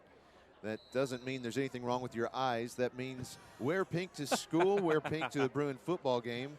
And that's, of course, to raise awareness of breast cancer. It's also New Families Night. That's right. That's right. So we'll be welcoming some new families to the Pulaski Academy community. There's the snap to Bratcher. He's looking to pass straight down the field into the arms of Henry, but he couldn't bring it into the cradle. He had defender, looks like number 2 down there, Callie Neal, kind of getting a little too comfortable with them even before the ball got there. I'm not so sure there wasn't some pass interference, but I think he was actually making a play for the ball, and he was still making a play for the ball when it was between Henry's hands. Okay. So, and there is a penalty flag on the play all the way back at the 42-yard line, and the officials are talking it over. We're going to have a holding. Let's see what they're talking about now. Personal foul against the Bruins, personal foul against the Badgers, and they offset. Looks like things getting a little testy down there. A little testy. It's probably good that we're close to halftime here. 47.8 seconds remaining in this half. We're going to have a nice performance by the Beebe Badger Band. They're already lined up on the track, ready to perform for halftime. All right, Bratcher in the shotgun. 3 receivers left, 2 right. There's the snap. Looking to pass. It's up in the air. It's caught by Henry at the 42. He's at the 30, at the 35, the 20, the 10, the 5. And did he get in there? He was tripped up, it looks like, at the 1-yard line. What a play with under a minute remaining. You're not going to see a tight end screen like that anywhere else. I've never seen a tight end screen like that. I'll tell you where else you can see that. Where? Next year at a Razorback game. Well, yeah, if Coach Morris is watching these highlights, he's got to be happy. He'd give him some ideas. He's probably watching his own son play tonight. That's true. And applaud him for doing so. 23 seconds and counting. There's the snap. He's going to keep it. Pass. It's complete to Henry in the end zone. Touchdown, Bruins. 17.7 seconds remaining in this half. The Bruins leading this one 34-7. What a game. Looks like they're just going to kick the extra point there, which, you probably do because if you're aiming to try to get to sportsmanship rule at least, you get the extra point here and then another touchdown. And well, as much as there. they run the clock when they have the ball, I mean, I'm not sure that a sportsmanship rule is going to help them at all. Here comes Clay James to kick the point after, and some flags come in before the snap. And I will bet $1 to a box of donuts that will be offside. Excuse me. False start. False start, or no, excuse me. I'm thinking offsides on the defense. Yeah, encroachment. Encroachment. Yeah, Yeah. Yeah. Offsides. Offsides, encroachment, same thing. Yeah. Well, encroachment's actually, I think, when they make contact. Yeah, they make contact. So they'll move it up. Looks like Clay James is still going to kick it. He says, "Hey, I can do 2 in a row." The extra point attempt, by the way, when the flags came in, it was good. He'll do it again. This isn't baseball. There's the snap, there's the kick, and it's good. So now the Bruins 35, the Badgers 7. That drive was a 6-play, 53-yard drive that resulted in a 1-yard touchdown pass from Braden Bratcher to Hudson Henry. It took 54 seconds off the clock. Now we have 17.7 seconds remaining. The Bruins leading this one 35-7. Still a beautiful night. We've only lost, the sun's been down for at least an hour or two now, and it's 8 o'clock, 59 degrees. It's only dropped 1 degree, and it's a beautiful evening. Lots of folks out here enjoying the game. I see a few blankets, some toboggans, but it's Arkansas, and we're used to 90 degrees. Yes. Just 3-4 days ago. Last week we had players going down left and right from cramps. Heat. Yeah, from heat exhaustion. That's heat right. exhaustion, and wow. And now we got folks out here in blankets. Yep. Camo gear. I know our producer, Christina Carroll, is down 2 doors down here. I'll bet she's got a jacket on. She might have a blanket over. There's the kick from Clay James, onside kick. It gets a nice little bounce just past the 50-yard line, but the Bruins are not signaling, so I'm going to bet the Badgers did come up with it. So they have the ball at their own 49-yard line. It was stopped this time by Mason Cobb and Dylan Allison. That's 3 straight onside kicks that were not, I guess, brought down by the person that initially touched them, and then that's true. Some bad luck by the Bruins there, but at the same time, they're having success out there in the field, so it's not something that's crucial to the game at this point. So 1st and 10 for the Badgers it looks like they've placed it at the 50-yard line. 14.7 seconds remaining in this half. There's the snap. It looks like they're going to be content to let this clock run out and get into halftime. That was handoff goes to Gage House, and he brings it up to the 47-yard line, and it's going to run out, and that's halftime. Folks, we're going to stick around here for just a second.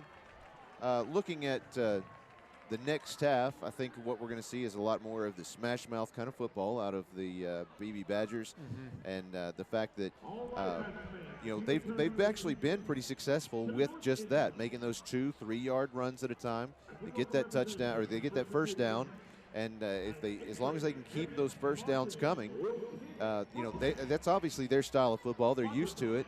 They can hang. Yeah. So if the Bruins can't keep the speed and keep stay smart, then they'll get away with it. Well, and the Badgers been looking for turnovers, and they can't find them. I mean, that's what they needed to try to keep them close, so that they can get the ball back and keep those long drives and keep the game as low scoring as they wanted to, but they just haven't been able to come up with them, and the Bruins have made huge plays. I mean, as we mentioned, the longest play we've seen this year, no doubt in my mind, that 95-yard catch and run by J.D. White. And then the run by Henry,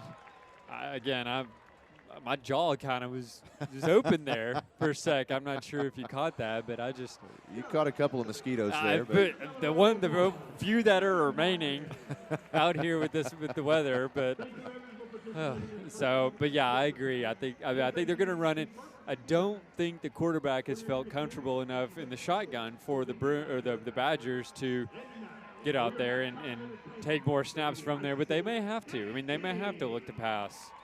But it's apparent why they are not averaging over 50 yards passing per game.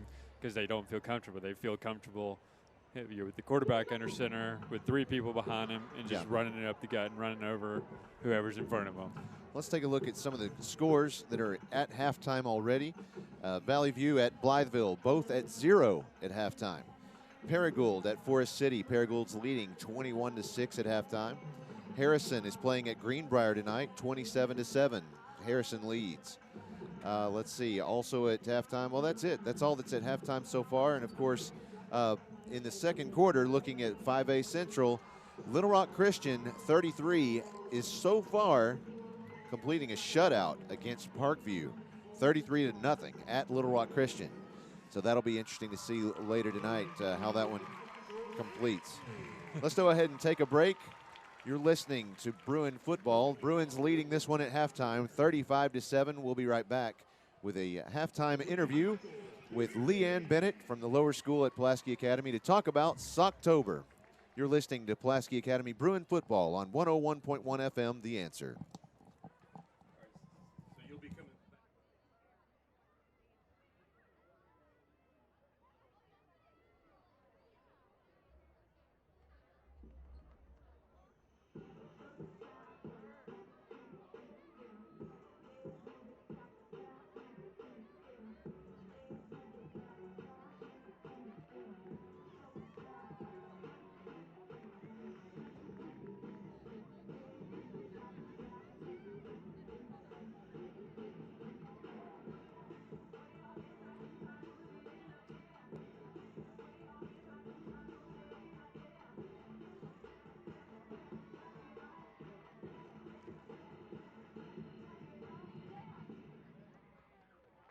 The Beebe High School cheer team.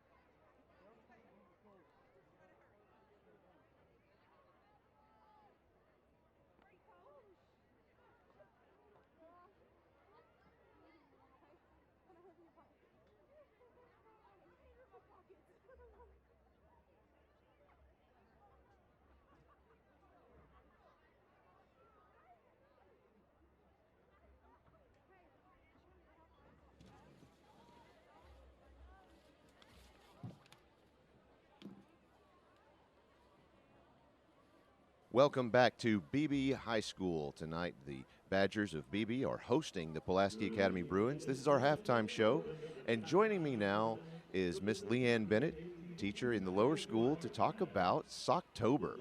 Welcome. Thank you, Josh. We appreciate you having us on today. We are starting Socktober in the month of October with our third graders. We are working on teaching kids and working with kids on how they can make a difference in our world. So we started Socktober about 3 years ago and decided to do it alongside of our Harry Potter unit. We use the character of Dobby, a sock-collecting house elf, Of course. to remind the kids to go home and talk to their families, talk to their communities, talk to their sports teams about how they could collect socks. we have found that collecting socks helps our homeless population. That's the #1 most requested item of our homeless population. Wow. So what do you do with the socks after you collect them through this program? So we're collecting socks in the early childhood and in lower school. Our goal is 2,000 pairs of socks. Wow. And once we collect them, there are bins in both buildings. We will have the 4 third grade classes count the socks, see how many pairs that we have. And then this year we're collecting for the van, a local community that's helping our homeless population. And they're going to come in and talk with the kids about how the socks will be used and how they'll be distributed. Of course, the van was very popular in the news a while back. Of course, they've been very popular in the news in Central Arkansas for quite a while. But of course, some folks might remember Hot Dog Mike, and Right. he had a big deal there, and partnered with the van to help assist some of the homeless population Right. in Central Arkansas. So it's a very worthy endeavor. So what kind of socks are you looking for? Just any kind of socks, new, used? Yeah, I'm assuming you don't want any socks with holes in them. No, we really want new socks if we can get those, but we will take any gently used socks. So no holey socks. Preferably they're clean, but any socks, they really want mostly adult-sized socks for the van, but also maybe kids that have larger feet. In the past, we have collected socks for a different organization, and they took baby socks and lots of kid socks. But the van has requested mostly larger size socks this year. Okay. So where are you in meeting your goal of 2,000 pairs? We need a lot more socks. You need a lot of socks. A lot of socks.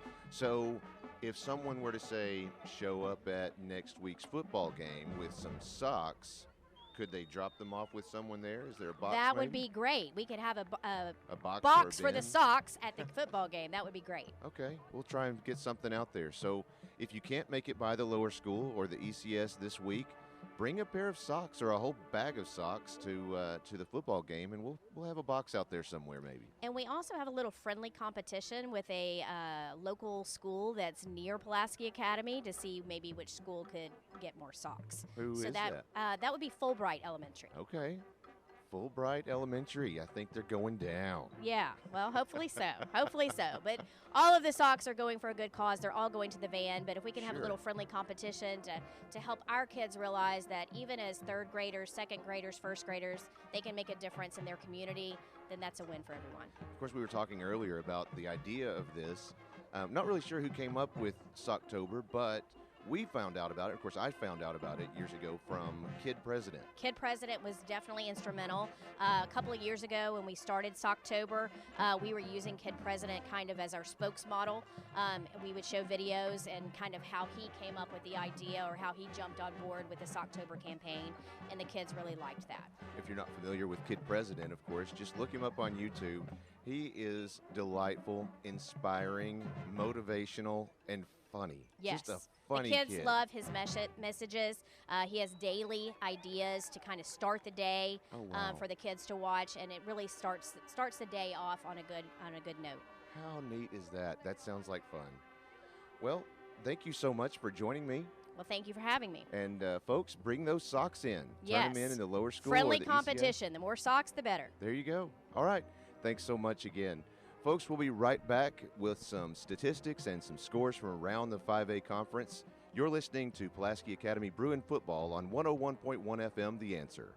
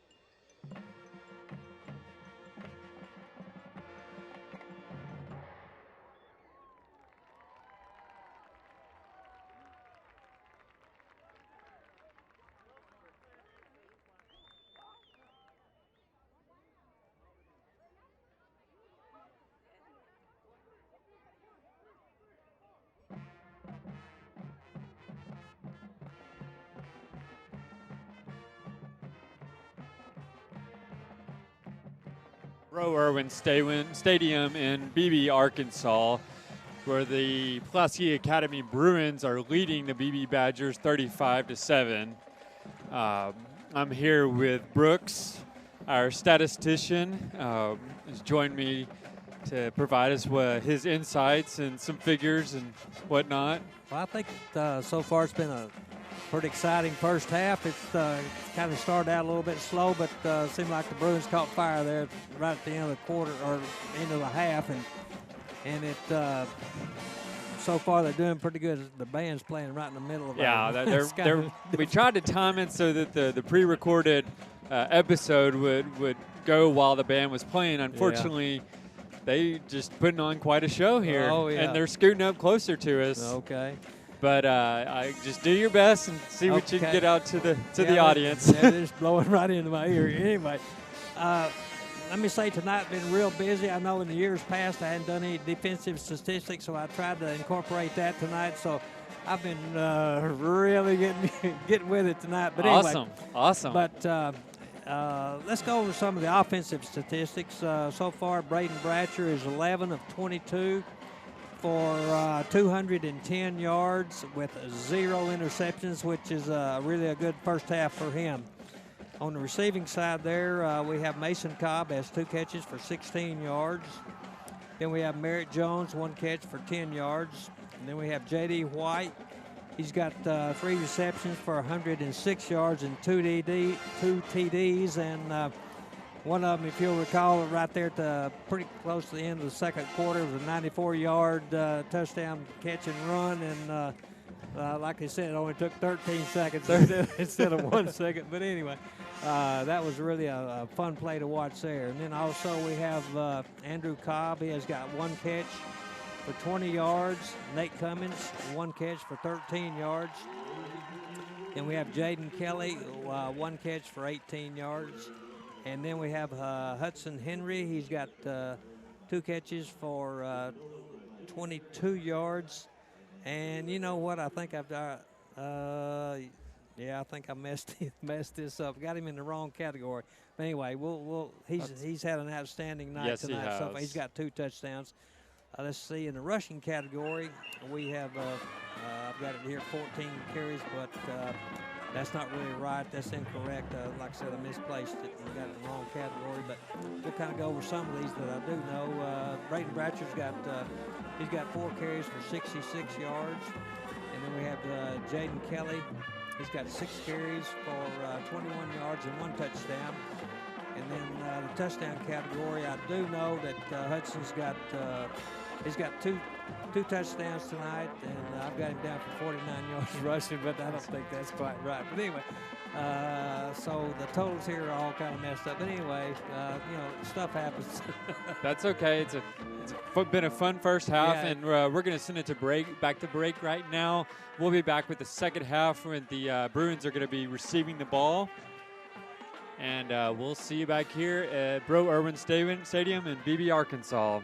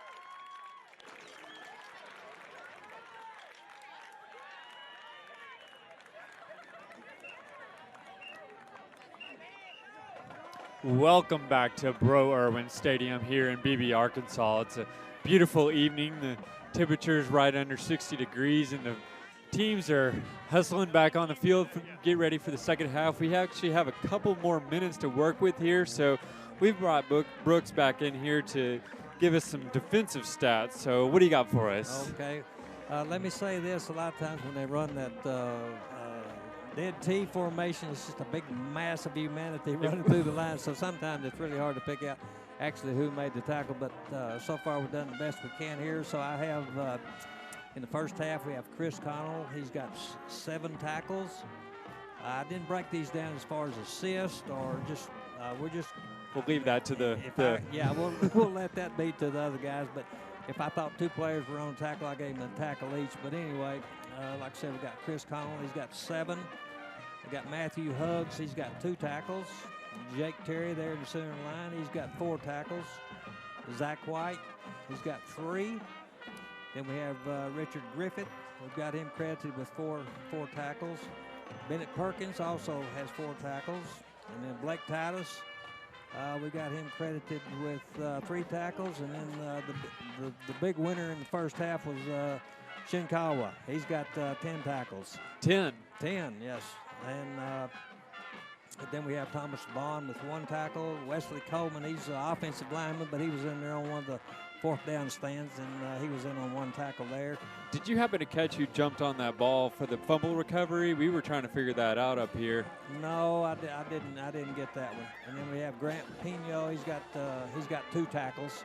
Credit him with 2. So anyway, I think, like I said, I think the defense has done a real outstanding job in the first half. And, the Bruins don't see the dead T that often. It's, nobody sees it. I've never seen it before tonight. No.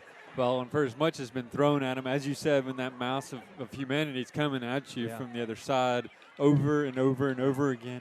I would give the opinion here, if I was the coach of BB, I would go with my dead T offense as opposed to the run-pass option that they have. Seemed like they've done a little bit better with that. So, but with that, I'll turn it back over to our lead announcer here, Mr. Josh Carroll. Here you go, Josh. We appreciate you, Brooks. I believe we're going to send it to break one more time before the second half starts.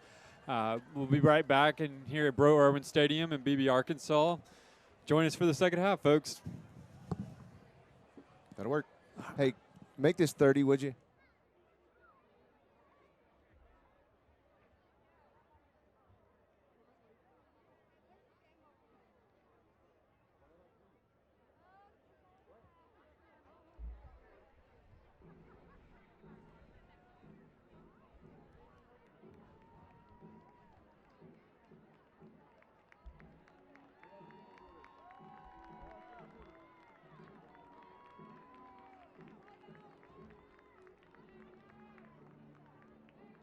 We have just closed out halftime, getting ready to kick off the 3rd quarter here. And the Bruins leading this game decisively, 35-7. What a game. Got a question for you. Which one lasted longer, halftime or the first half? Wow. Okay, let me think about that. The first half or the first quarter? We'll say first quarter. Well, easily the halftime. Halftime, you think? I think so. 30 minutes? Yeah. I think that's right. Because halftime they had 20 minutes plus 3, so there was 23 minutes total. Yeah. So what was, do you know what was the exact? I think it was right around 7:25 was when the first quarter ended. So it was real close. It was real close. So yeah, wow, that's incredible. What a fast game. Now, did y'all have a chance to go over any of the other scores from around the? We did not. Okay, so just a quick look while the teams are running out there. Let's see. Clarksville at Alma. Alma's leading 20-13 at halftime. Looking at 5A Central, Watson Chapel 6 at Whitehall 20. Not surprising there. I think Whitehall is going to be the one to watch this year. That's in the second quarter. We don't have a score from Maumelle at Little Rock Fair. I imagine I could take a guess at it, but I won't. But so now we have the Bruins ready to receive. They lost the toss at the beginning of the game, and the Badgers elected to receive. So here comes number 7 of the Badgers to kick this one off to the Bruins.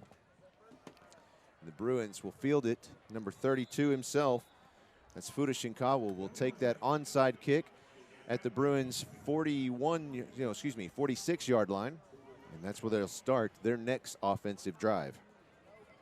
So I'll be real interested to see what the Bruins come out with here. They really have not run the ball very much at all tonight. I mean, the biggest running plays have been the broken plays where Bradshaw was able to pick up 15, 20 yards here and there, just scrambling and getting loose.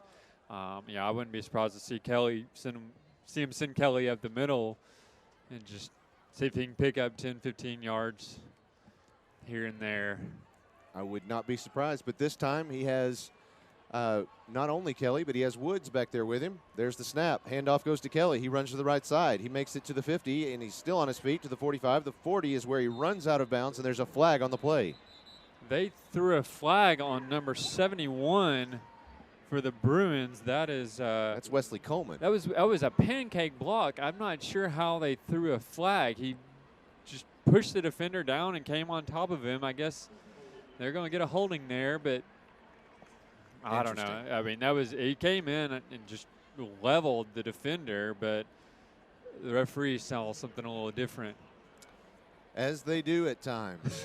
So that will back them up all the way to the 31-yard line. That'll bring up first down and 25 to go for the Bruins.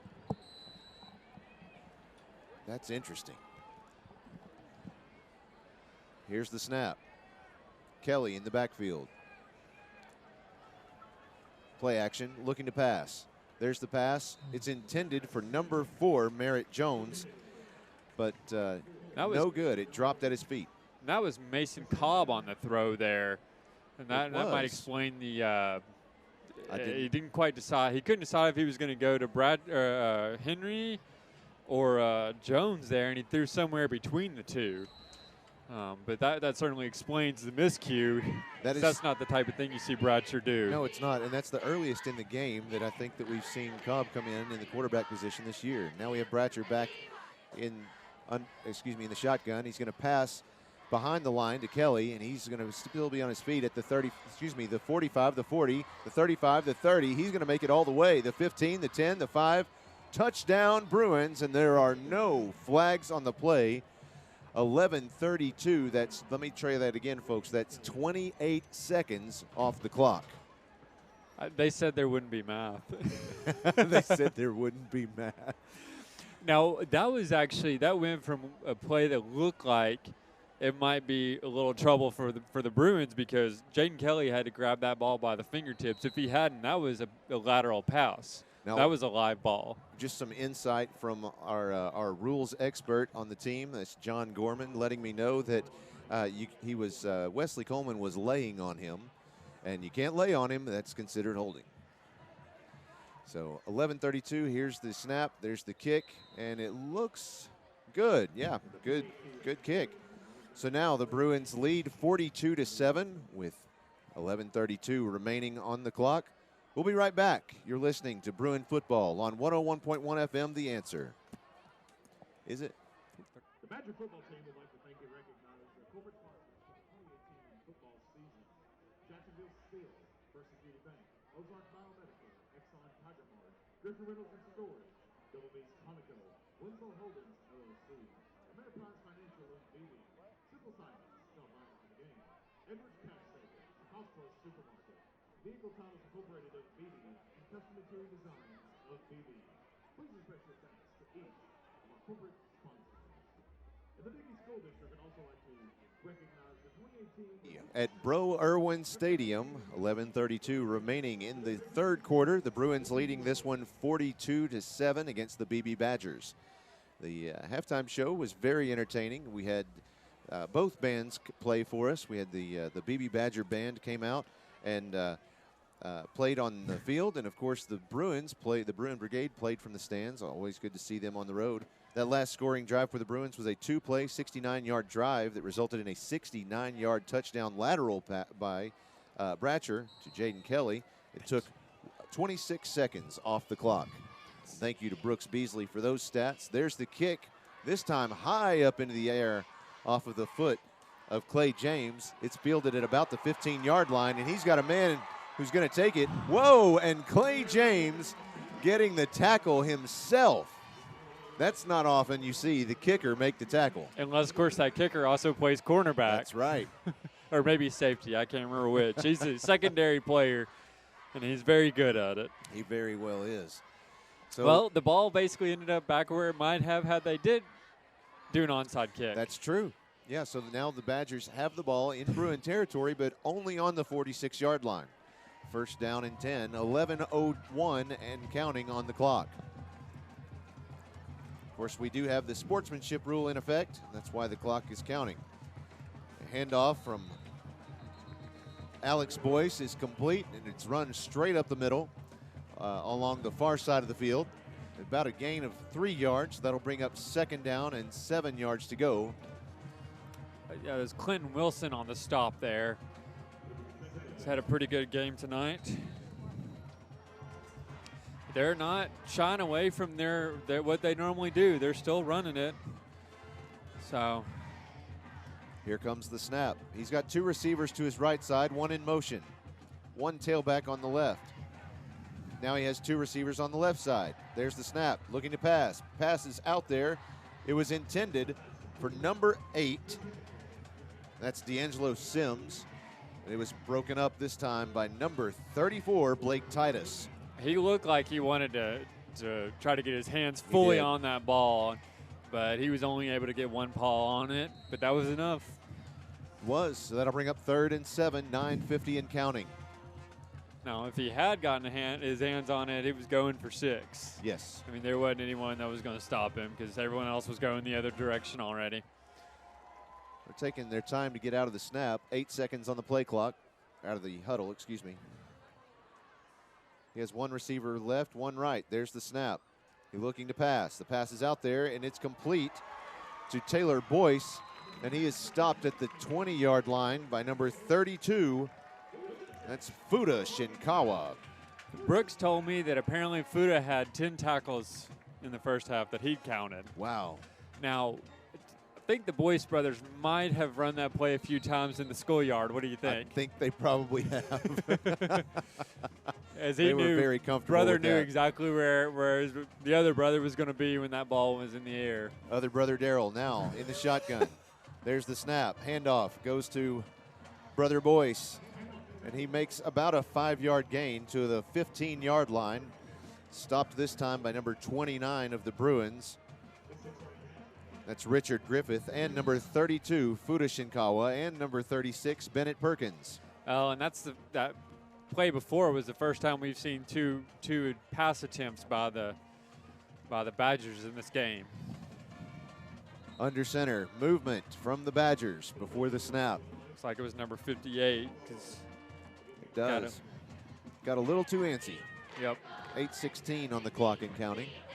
So they'll back the Badgers up to about the 19-yard line. Bruins picking up a flag for the referee there. Always like to see him help him along, even though want to help out. The calls haven't exactly gone. The ball is on the 19-yard line. 2nd and 9 for the Badgers. There's the snap. Looking to pass on the left side. And it was intended for number 6, Luke Oakley, but it's incomplete. He was covered up by Bruins defender Trent Sawyer. Yeah, and it looked like Sawyer was in his way just enough that he could not get to that ball because he was going to get past this man. Sawyer was still facing the wrong way, but he was doing what he's supposed to, which is delay the defender as best he could without interfering. Here comes 3rd down, 9 yards to go for the Badgers. 7:20 on the clock. There's the shotgun snap, looking to pass. Oh, and he gets hit once. He's still on his feet, running to the right side. He's going to end up keeping it, and he gets brought down at about the 16-yard line. That was a hard hit. That was a hard hit. I'm surprised he got up immediately. I mean, he actually took 2 hard hits. He shook off Futa Shinkawa in the backfield. It looked like he had him dead to rights, and he was able to pick up that positive yardage, but he is going to be feeling that one tomorrow morning. So now the ball is at the 16-yard line. 4th down, 5 yards to go for the Badgers. That was Bennett Perkins that leveled him. If they continue as they had the first half, they're going to go for it, which they do. It's like you said before the game. folks, when they play PA, they're going to play like PA does. Oh, there's the handoff to number 5, Gage House. He doesn't make any progress on the play. Looks like he lost a couple. There is a flag, though. There was a face mask. Unfortunately, one of the Bruin players just ran past the defender, tried to get a hand on something, and unfortunately it was some plastic covering his face. It'll happen inadvertently. Yeah, it was unfortunately, I don't know if it's similar to college rules where it's going to be good for a first down, but no, it is not. So we're basically replaying the down. So they'll get the 4th down, 4th and 5 to go. From the Bruins 16-yard line, here's the Badgers. There's the snap. Little play action. Looks like that one went into the hands of Taylor Boyce.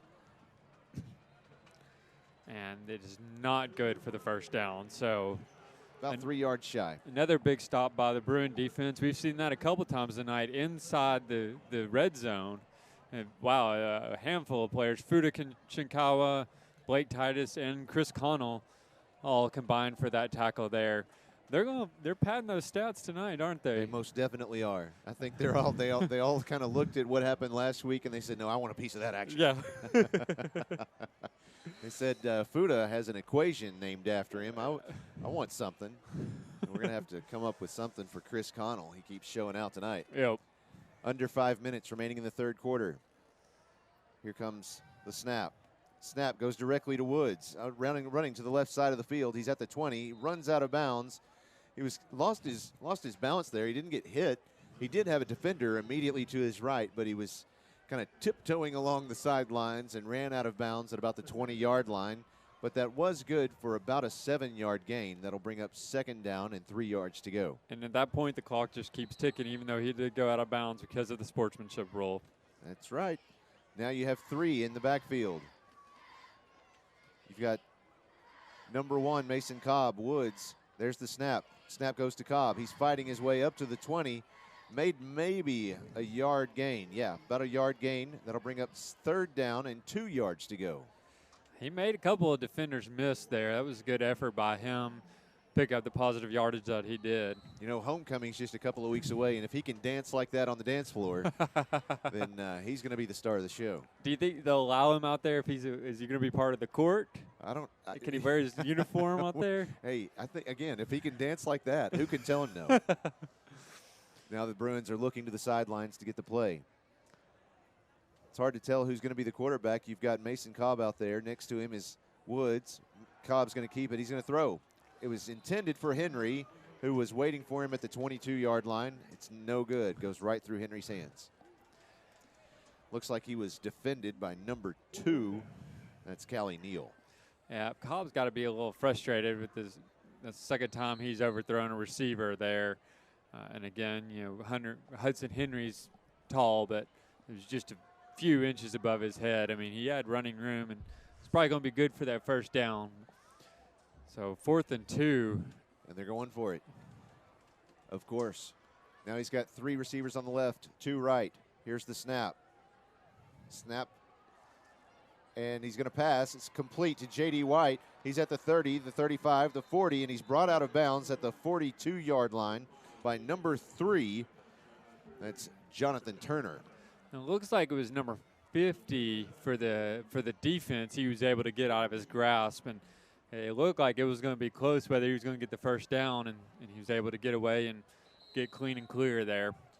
That's definitely a first down for the Bruins. Under 2.5 minutes remaining in the 3rd quarter. Bruins leading this one 42-7. There's the snap. Handoff to Woods. Woods is at the 50, at the 45 where he gets tripped up, and they'll mark that one at about the 47-yard line. Let's see, that's going to move the chains again. First down, Bruins. That's one of the few times tonight that they've just tried to just go straight up the gut. It's definitely the first time it's succeeded to that extent. I think a couple of times they've picked up 2 or 3 yards, but there's the snap. Complete. Pass by Nolan Bruffett to Jack Polk. Picks up a couple yards, maybe. Nope. It's like they're going to spot him right near the about a half yard is all they gave him. So second down, 9 yards to go. A minute and a half remaining in the third quarter. From the Badgers' 46-yard line, here comes second down for the Bruins. There's the snap. Handoff goes to Woods. He runs to the left side of the field. He's met by defenders at about the 42, and they'll mark forward progression at about the 41-yard line.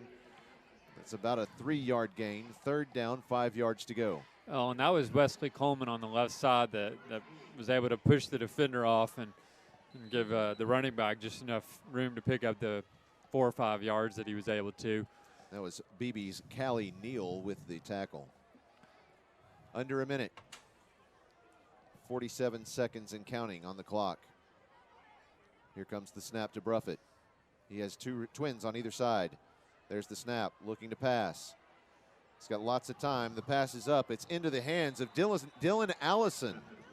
And he runs out of bounds just inside the 25-yard line for a first down for the Bruins. That's good to see Dylan Allison out there. A lot of times, most of the time, we see him only out there for the kick returns. And I don't think that was actually the route that Allison was supposed to run. I think he was just supposed to run out, to the right side and, try to get open. He saw Bratcher scrambling, and he just took off and, said, throw me the ball further down. Under 10 seconds, there's the snap. Little shovel pass behind the line to Dylan Allison, who makes it right back to the line of scrimmage. That'll bring up second down, and that's the end of the third quarter. Our score, Pulaski Academy 42, Beebe Badgers 7. We're going to take a break. We'll be right back. You're listening to Bruin Football on 101.1 FM, The Answer.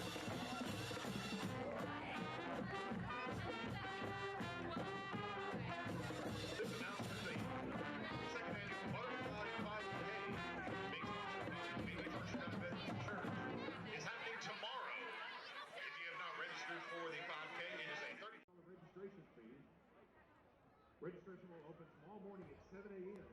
and the race will begin at 8 a.m. So make sure you get there early. And all proceeds from the Butterfly 5K goes from the St. Jude's Hospital. Make your plans. Tomorrow morning, Butterfly 5K and Baby First Round Methodist Church. Yeah, it's grand. And the Badger baseball team is again hosting its annual barbecue pork butt fundraiser. Help the baseball team reach their selling goal of 450 pork butts. Pork butts are $35 paid in advance. Sale runs from now until September 7th. Back here in Beebe, the Bruins leading this one 42-7 against the Beebe Badgers. What a game this has been. Again, one of the most exciting plays that I've seen so far this year is that run. 95-yard pass to John David White, resulting in a touchdown there in the first half. It was great. Here's the Bruins, again, from the 26-yard line. Second down, 10 yards to go. Handoff goes to Woods. He goes right up the middle and is stopped by, what is a group of Badgers? What is that? A bundle? I don't know. A bundle of Badgers? Let's find out. Folks, tell us about it. That stop was by number 42, Seth Howard of the Badgers. Somebody tell me, what is that? What's a group of Badgers? Tweet it to us on Twitter using hashtag PA Bruins. I want to say hello to our friend and follower Fred McCulley out there watching the game tonight. Always good to hear from you. Here's the snap. Bruffett in the shotgun. He has two receivers left, two right. Man in motion. And here comes the flags coming in while I smash a mosquito on the wall. A collective suggested for a group of colonial badgers is a seat. The badger colonies are more often called clans. Clans. So we'll go with a clan. Clan, yeah. That sounds good. Seat, that's C-E-T-E for those out there wondering. That's French. It comes from the French word cité, which means group of badgers. Flags coming in before the snap again. So are you recalling that from your high school days? Yeah, I ate at La Madeleine earlier tonight, and of course, if you spend any time in there at all, you get to hear the French words kind of repeated back to you from the overhead speakers. It's as good as a minor, right? Yeah. Minor in French. S'il vous plaît. Seat au badger. It's 10-17 on the clock and counting. Bruins leading 42-7. Well, and Nolan Bruffett's getting his minutes out there. It's good to see. Looks like we got Jack Polk out there, Miles Maradi. Good to see them picking up some minutes. Here's Bruffett in the snap. Looking to pass. He's going to scramble to his right. There's a flag. Pass. Whoa! Pass was complete to number 88 of the Bruins. That's Cooper White. We have a couple of tissues on the field. He got hit hard to shove him out of bounds. Holding against the Bruins. So that one's coming back. I did not see it, but it must have been pretty blatant if there were two different flags from two different directions coming in, and they hit right around the same area. 9:19 left in this game. I mean, Clock is running.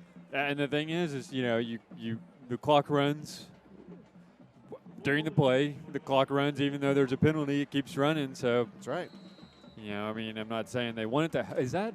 Are we looking at third and? That's more than 19. Third and 34. Third and 30. Wow. From the 50-yard line. Here's the Bruins. Third and 34. There's the snap. Bruffett looking to pass. There's the pass. It's complete. No, it's not. It was intended for number 6, Miles Maradi, but went in and out of his hands before he could gain control of it.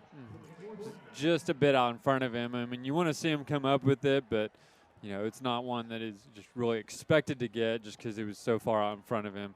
You had Jonathan Turner defending that one. Looks like Drew Dame is out there on the receiver position, and we have Cooper White out there in the slot. So a couple more players getting some minutes for him tonight. Jalen Witchers on the other side. Oh, and looks like we're going to have to call a timeout because the game clock was getting a little too low. It was. So they'll take a timeout with them. You have 8:06 on the clock. The Bruins leading 42-7. We'll be right back. You're listening to Bruin Football on 101.1 FM, The Answer. Before.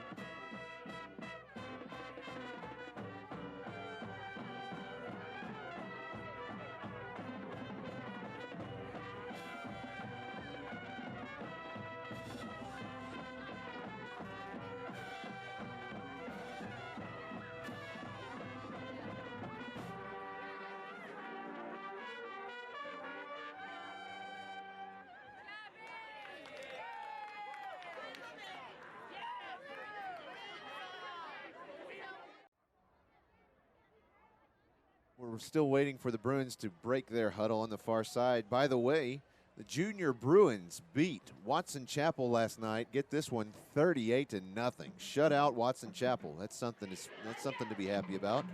And the junior Bruins, who are 8-0, are going to play Whitehall, who is also undefeated, 8-0, for the #1 seed in the playoffs next week at Whitehall at 7 p.m.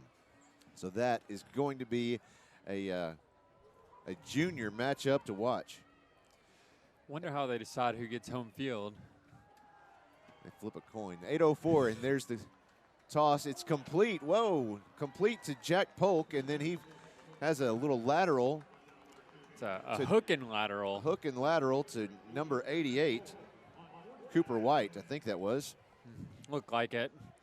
At that point, I mean, when you're looking at trying to gain 34 yards, it's either a Hail Mary or something fancy. Yeah. That was a hook and lateral. All I know about that, to be quite honest, is if you're looking to gain a lot of yardage, you're in a bad position, you use a play that has a fancy name. Yeah. Well, it's most famously run by the Boise State Broncos against the Oklahoma Sooners in the, I believe it is the 2007 Fiesta Bowl. Thinking off the top of my head there. I think that was right. Here's the Badgers with the snap. He hands off immediately to number 4, Taylor Boyce. He's going to scramble all over the field. He makes it to the 45. He's at the 50-yard line before he's finally brought down. That will definitely move the chains for the Badgers. He stopped that time by Cade Jones of the Bruins. Well, and interestingly enough, they just ran a Statue of Liberty there almost. The quarterback was pretending to have thrown it, which was also a play ran by the Broncos in that game. I believe that was the winning touchdown, a winning. 6.5 minutes. There's the snap. Handoff again to number 4, Taylor Boyce. He makes it to the 48-yard line and is stopped. They're going to mark it at the 47. Stopped that time by number 35, Hunter Ney. It's good to see him out there making some plays. Again, the second string and third string out there. We got number 46, J.P. Cady, out there on the line. Number 82, Garrett Pritchard. Number 23, Kendall Pickett, all picking up some minutes right now. You ask, is it okay to overlook Hunter? I say nay. There's the snap. He's looking to pass, running out of the pocket. He's got Bruins all around him, and he's got one that he's dragging across the field. Finally stopped at the 40-yard line by number 52 of the Bruins. That's Wilson Miller. What a play. He did not let go. He was, I think he dragged Wilson Miller for about 3 yards before finally, that was some Hoth action there, if you will. Bringing down the AT-AT with the ropes. All right, here comes the snap once again to Boyce. Hands off immediately to Brother Boyce. Runs to the right side of the field, up to the 30-yard line, and there's a flag on the play. 5:12 on the clock and counting. Looking to see who else we have out there getting some quality minutes here for the Bruins. Even as they're marching backwards, and the penalty was on the Badgers as they're marching backwards, that clock is still running.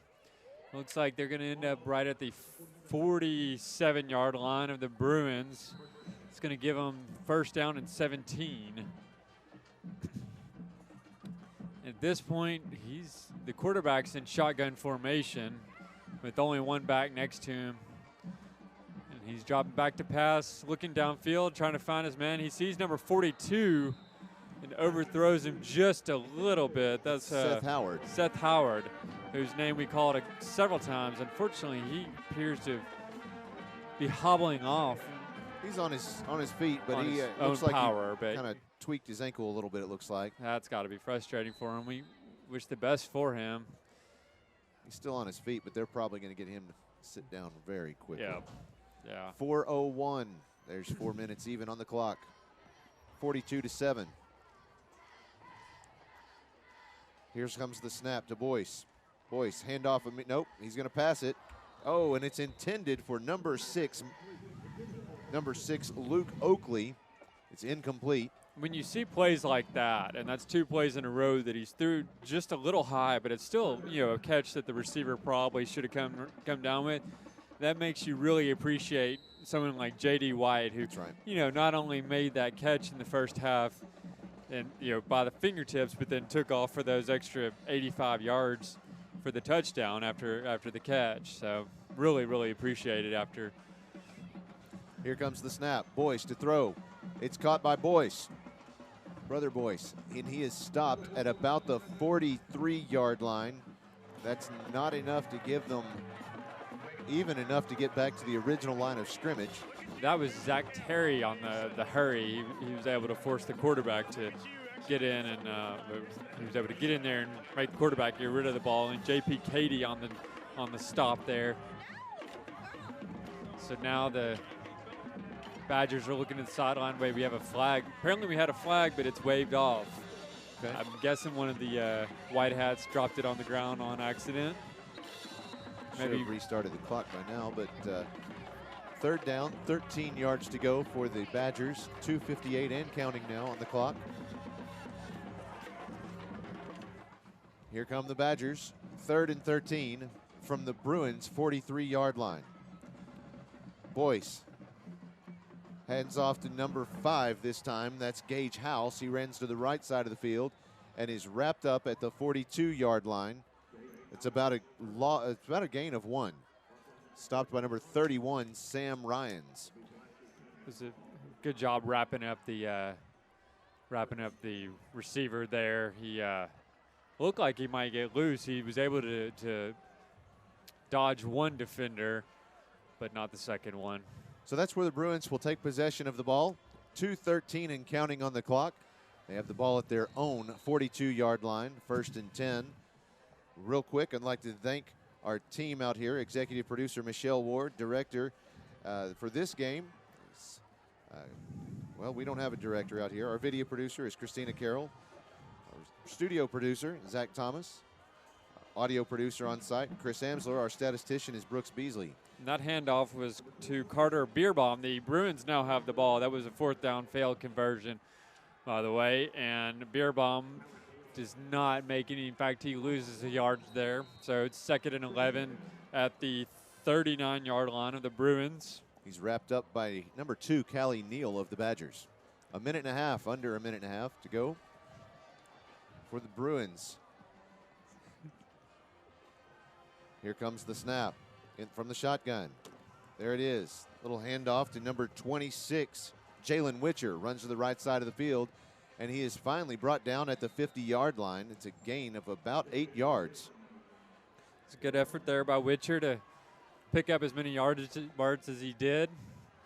Look like we're looking at about 2 more yards for that 1st down, but at this point, under a minute.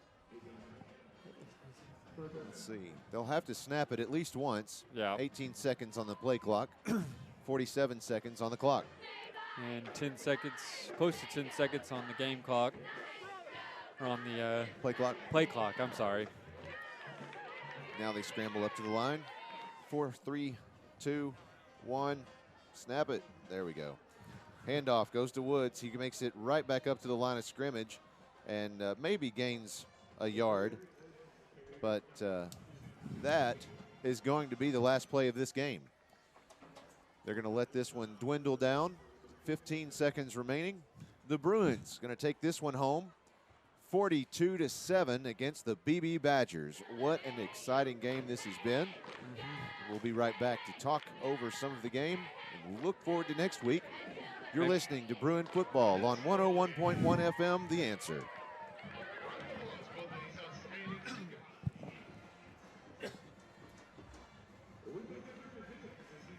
Hey, Zach, can you turn up the studio a little bit?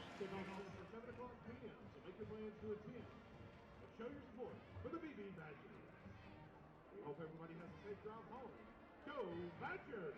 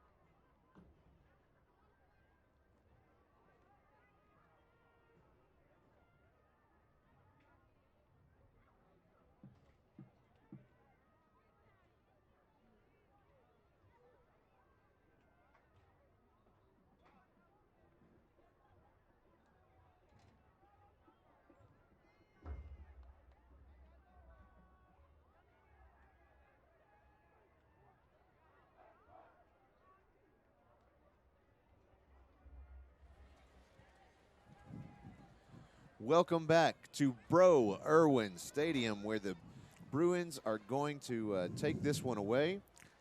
And what a game this has been. It's been a lot of fun. I know that we had several plays in this game that were memorable. We're going to remember these for quite a while to come. For sure. I mean, the 95-yard catch and run by J.D. White and the tight end screen by Hudson Henry, who was barely denied the end zone on that play, and I believe he picked it up in the next play. And we discussed this at the first of the game before the game started. This is victory number 50 in a row. That's right. Number 50 in conference play. Conference play. That's right. I want to make sure I get that right. Yeah, this is 51 against in-state opponents. This is number 50 against conference opponents. And I haven't even talked to the coaching staff about that, but they probably don't want to know, honestly. No, anything that's collateral to the focus on the field is not something they want to deal with. I believe we're looking for Brooks Beasley. I think he's still doing some math next door. All right. Get some stats. Well, I'll go ahead and toss out some bear claws. Do it. On the offense, J.D. White obviously had that huge play, and I'm tempted to give it to him. But we got to give it to Hudson Henry. I mean, the man of the week, made a huge decision, huge life decision for him. Sure. And his family, and we wish him luck with that. And he earned it tonight. I mean, he had many catches, a lot of yards. Excited to see that from him, and not only that, but I mean, he had a lot of effort plays outside of it. He was, he's always looking to pick up blocks and looking to even if it's waving his hands in the air and doing whatever it was to distract the. That was impressive. I haven't seen anything like that. Some acting. And it was acting. Yeah, I mean, he was out there jumping around. Look at me, distracting the defense, and it worked twice, at least twice. On the defense, I'm gonna go ahead and give it to Richard Griffith. We hadn't called his name a whole lot this year, and clearly the coaches went to him and said we need you to step up tonight. We're going against some heavy hitters on the offensive line, and we're going to need you out there on the defense, and he did. He stepped up in a big way.